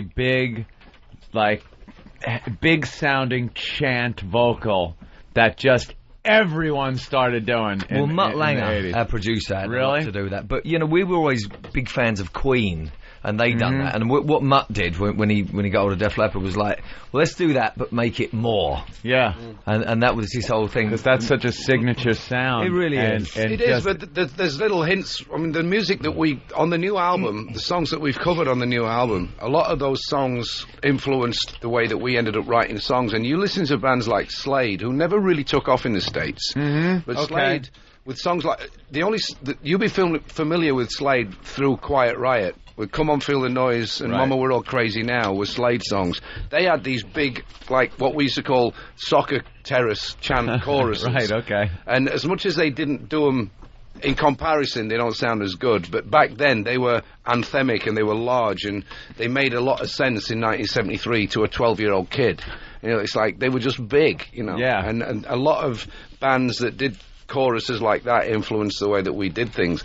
He made them more musical. The Slade guys would just stick loads of reverb on them, and what Mutt made us do was like just multi-track. So the chorus of Rock of Ages is like maybe 400 voices, which is the four of us multi-tracked 100 times. But the big difference with us and like bands that done big vocals, like you say Styx and REO Speedwagon and stuff like that, where that wasn't rock and roll. Ours was coming from a different place, right? And we were screaming it and like losing it. We was like hurting our throats doing it. Yeah. So it had a totally different vibe. We about shout. It. Yeah. We don't sing. Pour some sugar on me. Yeah. It's pour some sugar on me. And that's how you pronounce. That's how you do it. You know, it's I was doing it the other way. Oh, you're doing it backing wrong. It's Jagger. It's take Jagger and make Jagger into a backing vocal. They only have a couple minutes because Phil's got a doctor's appointment. I have my knee, my spinal tap moment. For your, let's say hi to Doug in Jersey. Doug. Wall.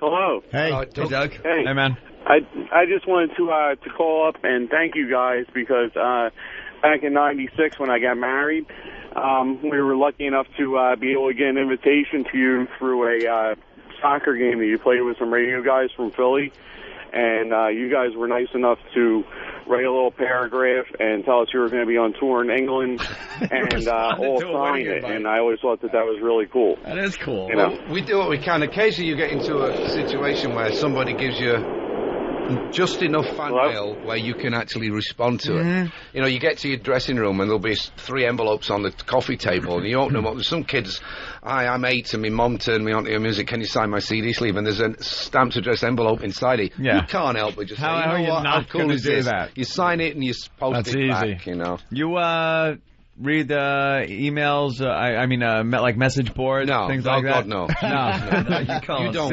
you can't go away. It's torture. It's terrible. And I am an idiot. I get on, I read about how bad we are, and this sucks, and what you did sucked, and I respond like an idiot. I'm one of these fucking assholes that you can't do that. It'll just destroy your life. It does. It does. You know what? It's what he always say. Opinions are like assholes. Everybody's got one, and they're not all pretty. Here's the difference. While we're responding to email, they're fucking banging groupies. They're rock stars. We are radio zeros. Let's go to Pete in Denver. The sad truth. Thank you, Jim. Hey, Pete.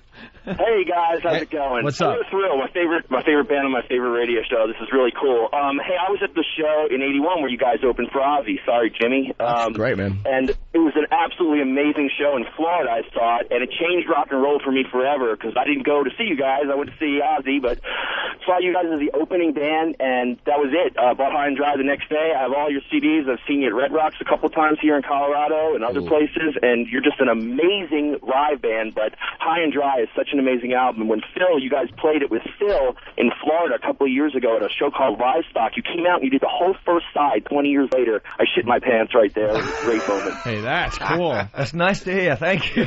That was exactly the effect we were looking for. I remember that gig, actually. It was great, actually. I remember Phil said, let's do the first side of High and Dry. Somebody out there will shit their pants. And there he is. You know what? It's great when you can finally make somebody's, dreams come true, Success. Man. What was the largest crowd you performed in front of? 1 million people. Oh. Well, Live 8, God last year. damn. Oh, okay, yeah. You know, it was really annoying, though. There's 900,000 of them hidden behind that statue. Absolutely. We couldn't see them.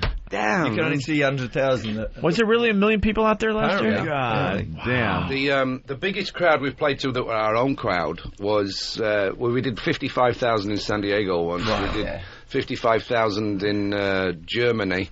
We went to Sheffield in '93, our hometown, and did about 45,000 in a brand new stadium there, which was cool. When you hit the stage under those 70,000 circumstances, at the Freddie Mercury tribute show, and you just hear that screaming. Do you still just kind of look at each other and smile what the fuck are we doing? How wouldn't you? Absolutely. Yeah. You know, a crowd's a crowd, and we do occasionally. We'll do like showcase gigs in a little club. Like we played. Which one did we do in New York in 2002? China Club. We did the China Club. You know, it's like maybe 400 people. The guy just phoned in. He's from Denver. We're doing Red Rocks. It's only 7,000. It's sold out as well, by the way, which is great. So I hope he's got a ticket. But you know, it's in comparison to the first night we did in Camden, there was 20,000 there. We did Jones Beach, that's sold out at like 14,000. So it's like half that size, but it doesn't matter. It's you have a service to provide, and certain places they have smaller arenas than others. Yeah, you know. We're doing the Gardens, by the way, you guys, in case you want to come and see us. Yeah, when are you doing the Gardens? There. September 15th. We'll absolutely be there. Man. That's an exclusive. I probably told you something that I wasn't supposed to tell you. But I'm telling you anyway. They're also in at PNC Bank Arts Center tonight. You might be able to get tickets, you might not, but try tonight. And tomorrow night, Mohegan Sun. You guys are doing a lot of gigs, man.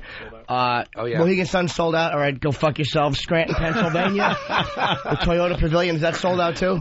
All right, that's June the 30th. You guys got a shitload. July 1st, Atlantic City, the Borgata. I imagine the event center. This tour goes on till at least, I think, October, November. Wow. And anything else you want to say about the new CD? Yeah? It's great. Buy it. That'll do it. Good enough. It works. It's Def Leppard. We got to get these guys so out cool here. to have you guys hang out, man. Thank you. Thanks, man. Pleasure. You guys are so down to earth. We really appreciate that, man. We get such attitude at times, and just go fuck yourself, okay? There you go. Just knowing you guys did that and then walked with us. We don't get a chance to swear on radio every day. Really cool. I feel like a 10-year-old that's just been let out of my bedroom. I found my dad's porn magazines and I'm jerking off in the bathroom right now. It's Joe Elliott and Phil Collen from Def Leppard. I'm jerking off under this table. Give me a face like a painter's radio. Oh, wait, wrong context. We'll continue in just a bit. The virus is out. Tell your friends. He's infected. That's right, Opie. Shut your mouth. I love the homoerotic nature of the whole event. The virus made my genitals rot off. Whoa, dude, don't come near me. We're your celebrity skin cancer connection. And it was better than my first kiss. Oh, laugh until your innards spill out on the chair. And Anthony Show. Opie and Anthony. Bitch, just a kiss on the lips, and I was on my knees. I waited and give me a bitch. She was shaking her hips, so that was all that I needed. You're checking out the Opie and Anthony Show. Def Leppard, come on. How cool is that? That was pretty good. Let's say hi to Big Brian in New Jersey. Big Brian, what's up? Hey, guys. How's it going? Hey, Big Brian. Hey, man. You guys are unbelievable as far as interviewing. I know you love to complain. I understand why you complain, and I actually enjoy the complaining. But when it comes to interviewing, you guys are second to none. So we're the complaining show. I know, and I love it. I love it. But you interview 10 times better than you complain. That interview with Def Leppard was unbelievable. That was a lot of fun because they were into it. They were into the hang. So yeah, no, they were definitely into it. And Keith the Cop, real quick. Lamb of God, yeah! I haven't seen a Lamb of God T-shirt yet. Sorry. Keith they're like the new Cop Metallica, man, but they're edgier. Sorry. Sorry. I was driving through Manhattan. It was Gay Pride weekend this weekend. Yeah. Keith the Cop's working the show. Yeah. Ends up, he looked like he was having way too much fun at the working the show. A lot of fags, and he had a big smile on his face. All right. You want to know what a jackass I am? Thanks, Big Brother. I just use the bathroom and I wash my hands, but there's still like a little. I always wash them, but there's just a little damp from like toweling off. Yeah. So Phil and Joe are walking out and they're saying goodbye, and I shook their hands, and my hands were like a little damp, just a fucking little sweaty, creepy, clammy, anxious hands. I gave the rock legends. Faggot I am.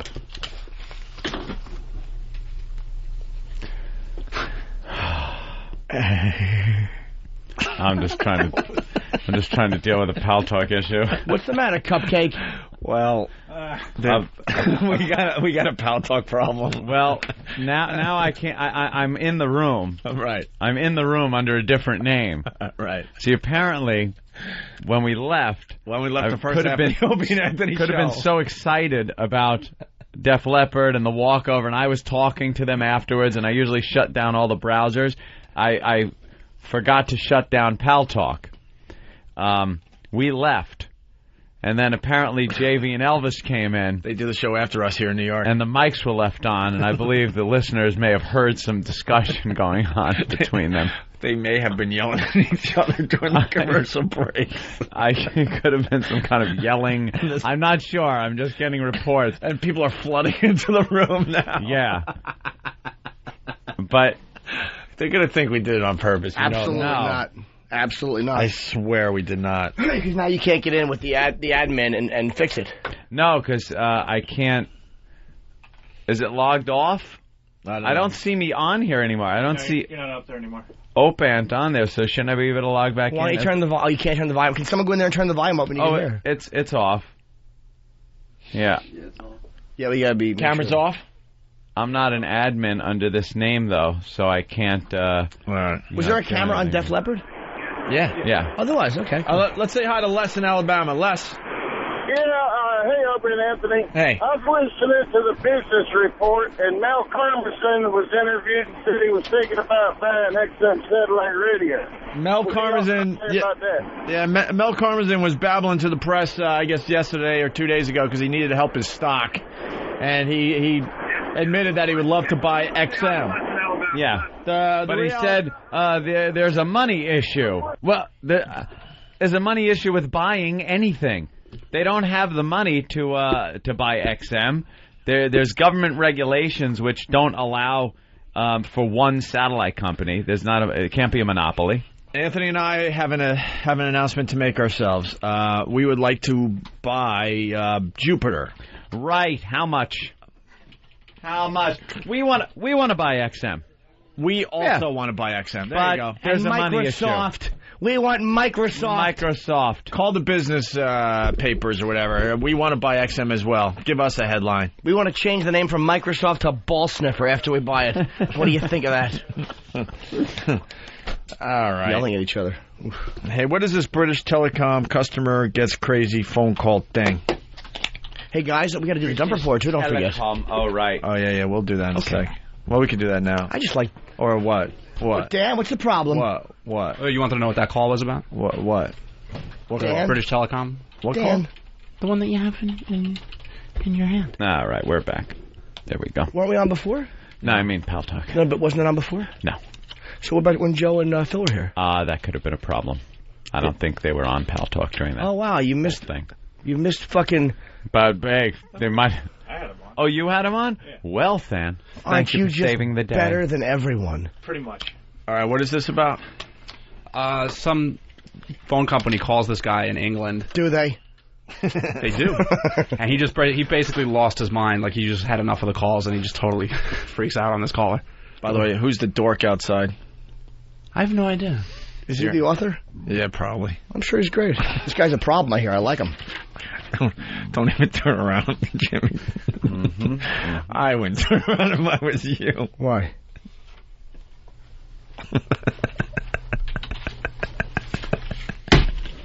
What's wrong with him? Problem?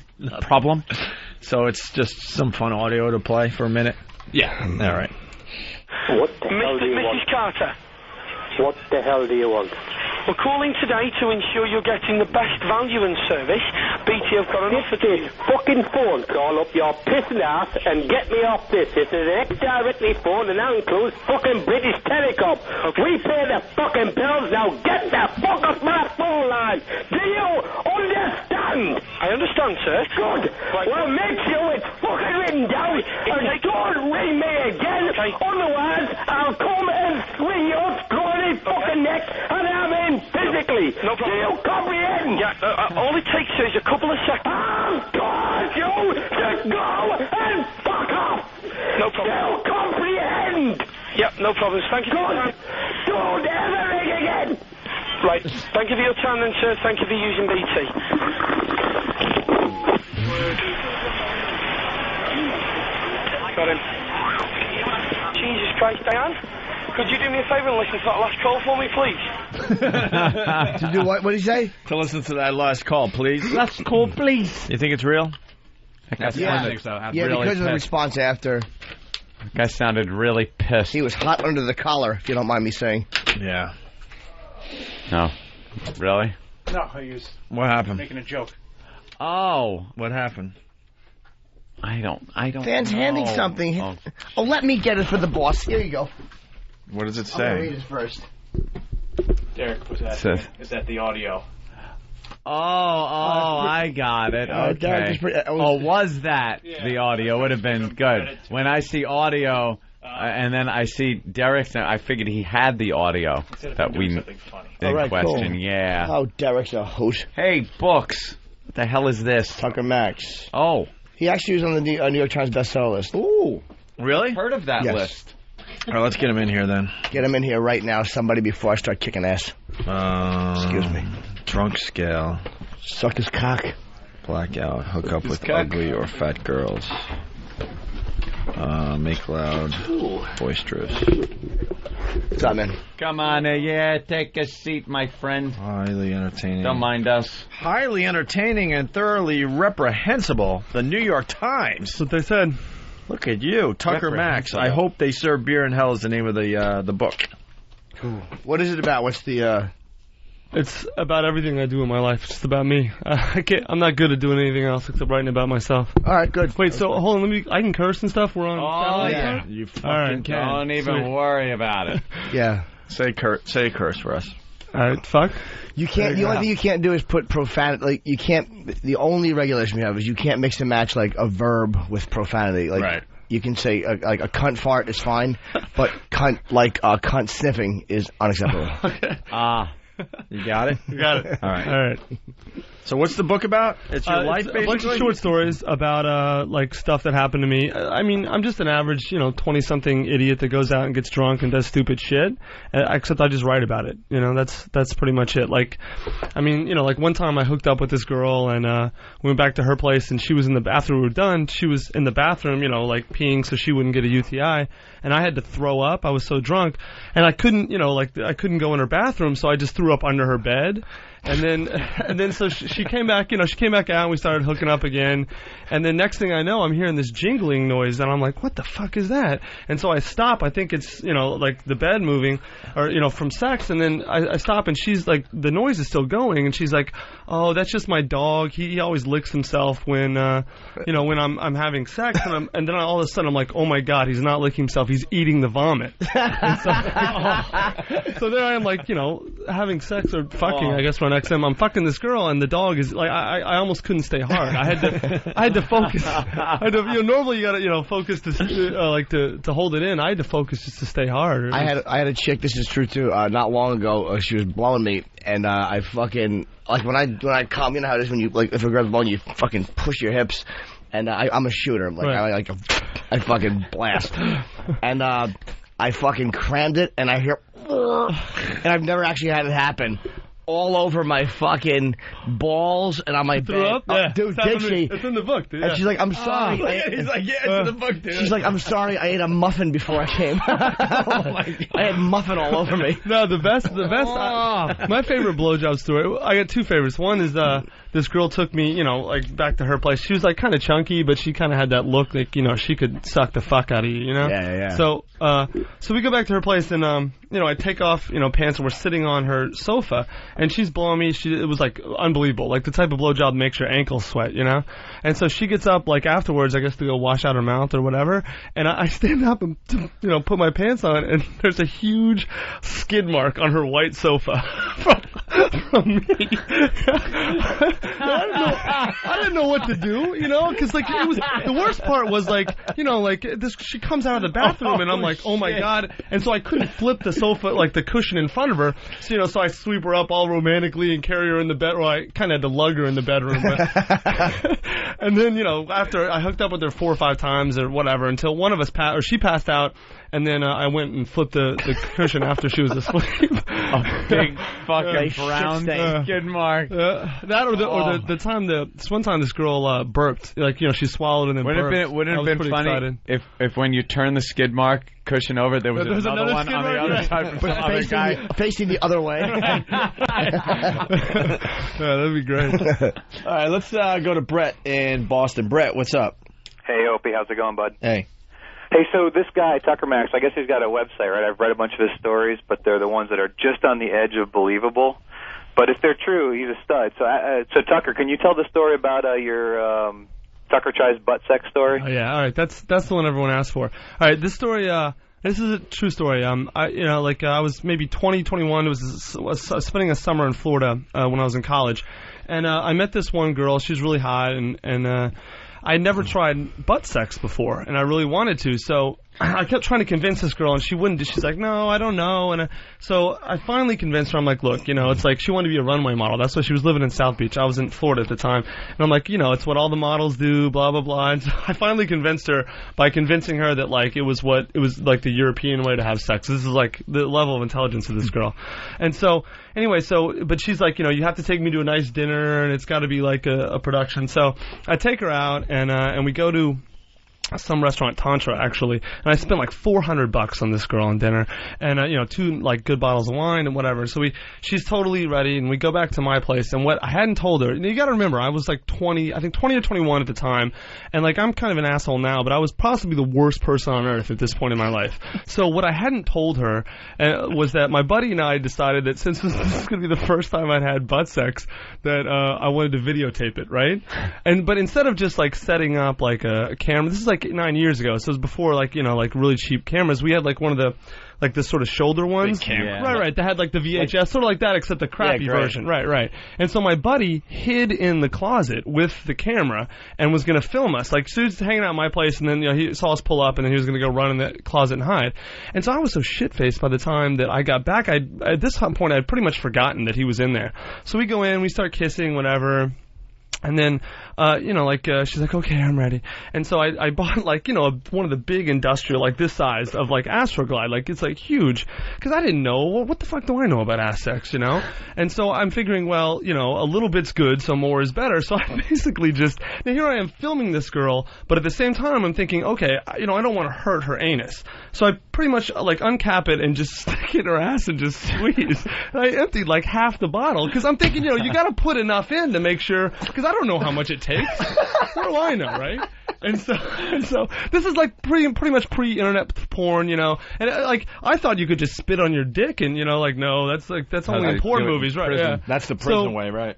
So I fill her up with this stuff, and then of course I slide right in, no problem, and everything's going great for a while, and you know, and we start going harder and harder, and she's more into it, and I'm more into it, and like I'm right about to come, and you know, I'm slamming hard, come way in and out, and I come out too far.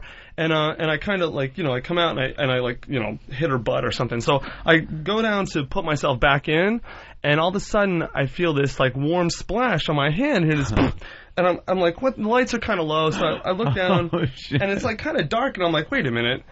And then the smell hits me. She shit all over my dick.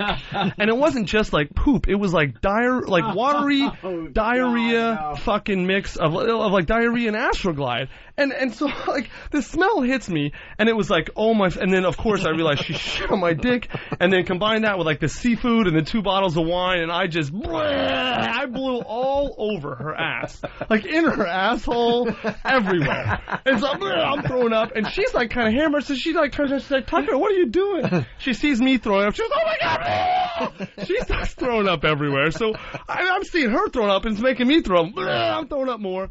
All of a sudden, true fucking story, my fucking buddy falls out of the closet. And he's like, oh my God, because he saw us and smelled it. I mean, you can imagine the smell. You know, it's like seafood and wine and Astroglide and shit. And he fucking is throwing up everywhere. So, like, there's like a 3-second period where all 3 of us are staring at each other, vomiting everywhere. That video would be like... Yeah, I know. You have no idea how upset I am. I don't have that. I know. And so, anyway, so she, like, you know, of course, freaks. Oh, I thought you loved me. I can't believe you did this. Throws, you know, the sheet, like, wraps the shit and Astroglide stained sheet around her. Runs out of my apartment, like, leaves her clothes, everything. I still, to this day, don't know how she got home. Like, I called her, you know, 3 or 4 times, are you okay, whatever. She ended up changing her phone number. Like, the girl who introduced us, like, you know, she wouldn't return her calls. I don't know how she got home. But, yeah, it was, I didn't get my deposit back on that apartment either. Nah. We couldn't get the smell out. We tried for days. Good boy. It was disgusting. You're a good boy. Let's go to Steve in Houston. Steve. Hey, what's going on, boys? Hey, Steve. Hey, Tucker Max, holy shit, you are the king shit. Your stories are some of the funniest shit I've ever heard. But thanks. I had 2 questions. The first of which was, how did that lawsuit ever come out? Which one, yeah? There's been like 3. The Miss America? Miss Vermont, yeah. The story is this girl, I like hooked up with this girl for about a month, and like, you know, it's no big deal. I met her at the gym. We ended up going to dinner, getting drunk, fucking like that night, whatever. So she's a slut, no big deal. Like, God bless her. But she has this website where she she claims to be like abstinent and like sober, and like she sets herself up as like a role model for little girls. So I wrote a story after like a month of this. I wrote a story, just the true story about our relationship, and I used a real name, and I never ever use real names except for my own. And hers was the only one because I was just calling her out as being a hypocrite, and so she sued me and lost. She ended up, we removed the case to federal court, and they ended up withdrawing their claim because they were going to get smoked. So I mean, I won, but it was like it wasn't like it was a big deal that like the case at first because it was like an internet landmark, whatever, First Amendment case, but I won. Is all that matters. Well, the other thing was I got to say that Sushi Pants has to be my favorite story of all of them. Yeah, thanks. All right, man. Appreciate it. All right. God damn. Makes you put all of it in a book. Money. Yeah. It's a fucking smart move. Pretty 26 on the Times bestseller list, right? Yeah, I hit 2 Great, weeks on the bestseller list, and like the best part was like there was no book reviews, like no one would review it because like this is whatever frat boy humor. Of course, those snobby douchebags. Right, exactly. How'd you get a buzz going on this book? Then? My website, dude. My website. So your website was popular before the book, I'm assuming. Okay. Yeah, the book is like half stories from the website, half new stuff. Right. And I get like 1 million visitors a month to my site. I get a ton of traffic, and so I've got a bunch of fans. So when did you start the website? Website started in 2002. Yeah, it was funny. I sent none of these exact stories, but basically these stories I sent them out to publishers and magazines like 4 years ago. And I mean, dude, I could not have gotten turned down any hard. If I had been a hunchback at Playboy Mansion, I would have gotten more action. Every single person told me it was shit. So I'm like, whatever. I put up a website, and then it like blew up, and then everyone was like, "Oh yeah, we love you now." A lot of people are just out of touch, man. They judge the content. If it's a fucking spy novel or a war novel where people are having their heads blown off, it's fine. But you're dumping a load in some girl's fucking back after she shits on the bed and throw up. All of a sudden, people have a problem with it. Anyone accusing you of being like a James Fry, making up stories? I mean, people always it's funny. Like half the people say, "Oh, I don't see how this stuff could happen," and the other half are like, "Oh, I have way cooler stories." I guarantee you, there's nothing in there that you guys either haven't done or your friends have done. I was going to say a lot of these stories sound very familiar. I was in a fraternity, exactly. But we weren't smart enough to write down our stories back in the day. Yeah, fucking you're out, you're getting blown. All of a sudden, you're like, "Hey, you have a dress. I thought you were a girl." Right. You would tell the story at the frat house or something. Next thing you know, that you forgot all about it. You don't have it written down for a book. Yeah, exactly. It's there's nothing in there that any guy who goes out drinking and hooking up hasn't done. It's just like people who don't live life, to the fullest think it's like, "Oh, this guy's crazy. He got drunk." Let's go to Eric in New York. Eric. Hey, Tucker Max. What's up, man? Yeah, I just wanted to say you're my hero, man. You're the fucking funniest guy ever. Next to Opie and Anthony and Jim Norton. Oh, cut it out, you. Thanks. Hey, enjoy yourself. Thank you, man. All right, bye. Way to start off strong on a call and then peter out miserably. Oh, my God, that was awful. These are my fans. Yeah, Dave in Albany, what's up? Hey, what's up, man? I want to know the website. You guys are talking about it. I want to know what the website is, man. It's TuckerMax.com. Just TuckerMax.com. Thanks a lot, man. You're the shit. TuckerMax. Do you allow people to, throw their stories up on the site? No, I have a message board where people can put up their stuff. Yeah, but I'm not sharing the spotlight with anybody on the main site now. I don't blame you, man. All right, let's go to Jason in New Hampshire. Jason. Hey, what's up? Tucker, I just wanted to know if there's ever going to be any more stories about Sling Blade. Yes, actually there are. Sling Blade is a buddy of mine who, there's a story in the book that's all about him, and he's like one of those guys who got dumped in high school by his girlfriend, and he's never gotten over it, so he thinks all women are whores, and he just goes crazy every time we go out drinking. Yeah, dude, chances are, he works at a job now, he can't really write anything or whatever, but chances are in the next year or two, I'm going to make him have his own site, start his own site and write. All right, right on. Sean in Alabama. Sean, hey. You there? Yoo-hoo. All right. Yoo-hoo. He's from Alabama. Just be happy he knows how to use a phone. He didn't know. He's probably talking into the fucking earpiece. Stupid hillbilly. Yoo-hoo. Yeah, I'm from Kentucky. I can't really make fun of people. Oh, really? You don't have an accent. Yeah. Any plans for a movie? Well, actually, I optioned a screenplay. How you would do that. Yeah. No, I optioned a screenplay based on one of the stories in the book called the Austin Road Trip story. It's a simple road trip. My buddies and I... go to Austin when we were in law school, and like the big like climax of the story was when my buddy Slingblade, who he called about, he literally stopped up a hotel toilet, and like that's like I didn't think it was possible, but the dude took such a dump that it was like overflowing, and I had to, it's like after we got back from drinking, and I had to shit like something terrible, so I end up like going down to the lobby, and I can't find the bathroom because like the way the lobby was arranged, and I ended up shitting my pants all over and like running around the lobby, and I got kicked out. I got banned from Embassy Suites forever. Yeah, I shit all over. It was awful. It was so embarrassing. I shit all over myself, and I get back up to the hotel, up to the room after like I finally found a bathroom halfway through shitting myself, and I get back up and I'm covered like my whole back is covered in shit because I've been running around the lobby, and my buddy literally tore an ab muscle. He was laughing so hard at me. Did he? Yeah, he's a cocksucker, right? Of course, because it's his fault, right? Yes, he is right. If you do that movie, I want to play the big piece of shit that clogs the toilet. Let's go to Kent. I've been gearing up for that role for years. It's Kent. Yeah, hey, what's up? It's a role I've meant to play my whole life. Kent, the movie guy. Yeah, that's right. I gotta call this guy out. There's no way I believe that story about the chick and the Astroglide. And I'm in the Pal Talk room right now, and pretty much no one else believes him either. The what room? Pal Talk? Pal Talk. You're on video here. conferencing, Yeah. Kent. Well, that's your prerogative, Kent. Well, I was a little suspicious when he was telling the story because I'm wondering, you have to have the tape. No, dude, it was like, you remember the big cameras where you put the VHS tape in? He fell out and like like the little tape itself broke. Of course, like the magnet, it's magnetized, so we could have easily gone and changed it, but it's like, I didn't think, it's like, remember you said you don't write down your stories at 20? I didn't write this stuff down at 21. I started writing it down at 27, And so I just didn't think about like, oh, we should save this tape. The tape was broke. I was like, fuck it, just whatever. It didn't occur to me that like I was gonna ever do any of this shit. If I had known I was gonna become a writer, motherfucker, I would have gone through hell and high water to say that tape. Are you kidding? Yeah, I mean, you know how much money I've cost myself? That I could have charged. I could have charged $10 a person, and I was in a frat. Me and the boys would have figured out how to save that tape. Let's be honest. We would have figured something out. Hell yeah, man. If somebody fucked me in the ass and threw up on me, I would want that tape saved. I mean, let's go to... Food, all right! Let's go to Angry Little Fellow. Angry! What's up, Tucker? What's up, fellas? Hey, boys. Hey, what up? Hi. Tucker, I came across your website when I was... Wipe off the screen. LOL. No. Anyways, I came across your website when I was looking for absinthe online. Did you tell them about driving into the donut shop yet? No, it's. I mean, like, I can't tell the whole story. Hear that. I mean, it's like 18 pages in the book. I got shit-faced on absinthe. And this girl, and I was like really drunk, and this girl she's like, oh, I'm too drunk to drive home, you gotta drive. And I was like, all right. So I ended up driving her home, and then she like had me drop her off at her like apartment building, and she's like, we'll go find parking place, and when you find it, then come up.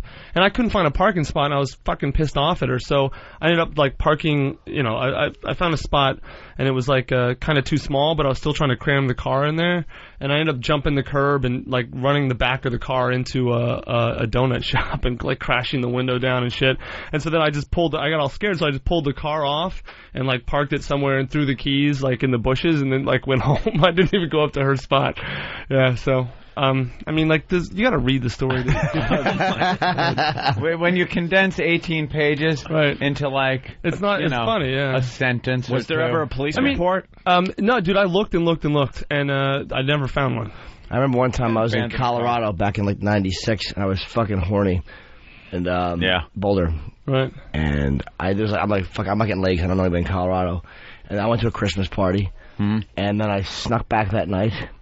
And I went downstairs, and I had my way with the little girl, and then I snuck away, and nobody ever figured out what happened. I just hear another tragedy just befell that family.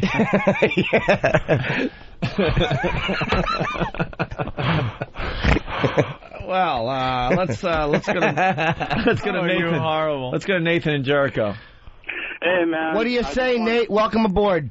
Hey, Jerry, I love you, buddy. How you doing? All right. Listen, Tucker, I just wanted to thank you because it's really nice to see somebody actually document some of the crazy stuff that goes on. This stuff does happen, and I think most of the time it's really just it's likely to happen when you pay attention to a girl, and I don't think a lot of guys realize that you're able to do a lot of this stuff.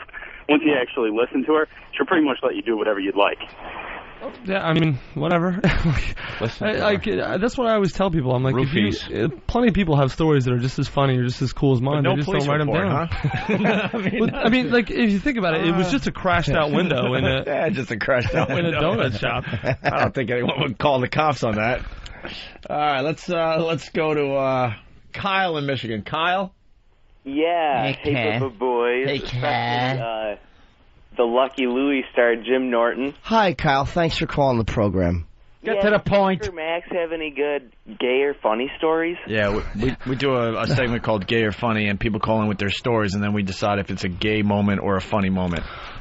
Both being kind of gay, but one, the humor in it is so much that it takes the gay away. Like an example would be, and we've all seen this, like a guy dozes off at a party. Right. And a bunch of guys stand around with their hogs in his face, and you take a picture. It's kind of gay, but it's more funny. So the funny overrides the gay. Funny. Yeah. When he wakes up and sucks them all, then it becomes hotter funny. LOL. Fucking silly goose. Oh, cut it out. You give me those ribs. And no one calls the cops. No one does. I've got one. I didn't really realize at the time, like when I was living in South Florida, I ended up like hooking up with dating this one stripper, and she was, like tall and big fake tits, and she couldn't lubricate on her own. She had a pussy, but couldn't, which happens to some girls. But it turns out that like one of my buddies is gay. He thinks that it was actually a post-op transsexual, like in that, because she had fake tits, six, like about my height, and but can't lubricate. You're a liar. Well, that one, I don't know. Post-op transsexual, I think, you feel, here's what it is, and I know I've hooked up with one. That's how I know, and it wasn't on purpose. But you feel the inside is like, it's not lubricating. It is, you're right, it's fucking like a change purse. And it's hard. A tranny pussy, and again, I realize this in hindsight, it's a harder, it doesn't feel natural. There's something about it. All right, guys, punching out. All right, take care, man. Be good. Yeah, you too. Godspeed. All right, let's say hi to Scott in Texas. Scott. Hey, boys, how's it going? Hey, we're on with Tucker Max. Hey, Tucker, what's the name of your book? I Hope They Serve Beer in Hell. Okay, thanks. That was it? All right, you wanted to leave him with one more story there, Tucker? No. They're all right, let me think. I'm trying to think of a short one. I'm trying to think of a short one. Well, all right, this one time, if we're talking about blowjobs, this one time this girl, this was actually one of the first blowjobs I ever got. She was, we were in high school, and we were parked, like, out front of her house, and so it was like, like, we had to be quiet, whatever. And she's like, well, don't come in my mouth, like, give me a courtesy tap. So I'm like, okay, fine. So, I mean, I was, 17. I didn't know what the fuck I was doing. Well, I guess I kind of did, but I pretended I didn't. And I blew, I blew my load in her mouth, and she got pissed and spit it in my face. Like, she came up all mad and something on her mouth and right all in my face. Goddamn liar! Did she? Wow. Nice. That's sick. Oh, wow. Let's say hi to Travis the trucker. Travis! Yeah, man. That dude's a fucking liar. Tell that motherfucker get out this studio. He's a fucking liar. You waited till you think people are jealous? Whatever. Do you think like they're jealous? I mean, I don't know. Okay. Maybe they. I'm a trucker. I go all over the world and fuck bitches. Your USU is 20-7 to write a fucking book. You're a fucking dickhead, you fucking asshole. Get the fuck out the studio. Kick his ass out. He's a fucking liar. Well, the Travis obviously feels one way. Yeah. You have to realize one man's opinion. A lot of people may not that they have boring lives, but they're quote unquote normal, where they have a girlfriend, whatever. They're kind of mellow, and they're not out sticking their dicks in everybody, and everybody's puking and laughing. I mean, they just have more normal experiences. Okay. That's what happens sometimes. People let's can't appreciate. Let's get a positive call here. Finer things in life. Rob in Maryland. Come in your face. Hey, what's up? Hey, Tucker, I just checked out your website and listened to you guys online. You're a clown, dude. I mean, there's no way these are real, for one.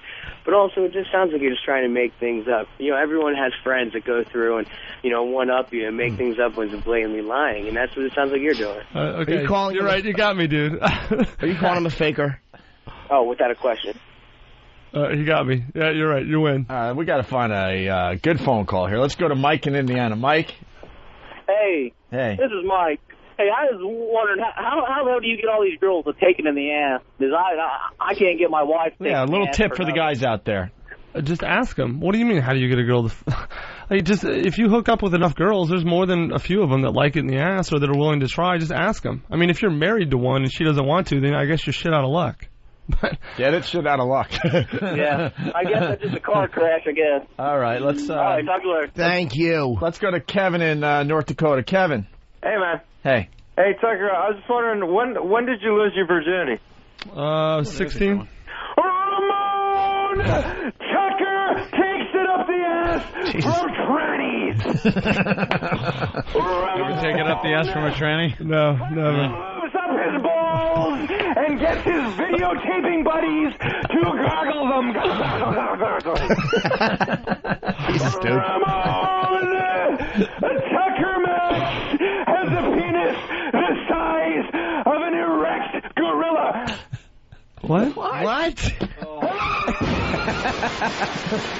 Who are you, Ted from Yellowstone? You trash. Let's go to Darren in North Carolina. Darren. Yeah, man, I'm calling him out. You can tell the nervousness in his voice. Look at how many times he said like.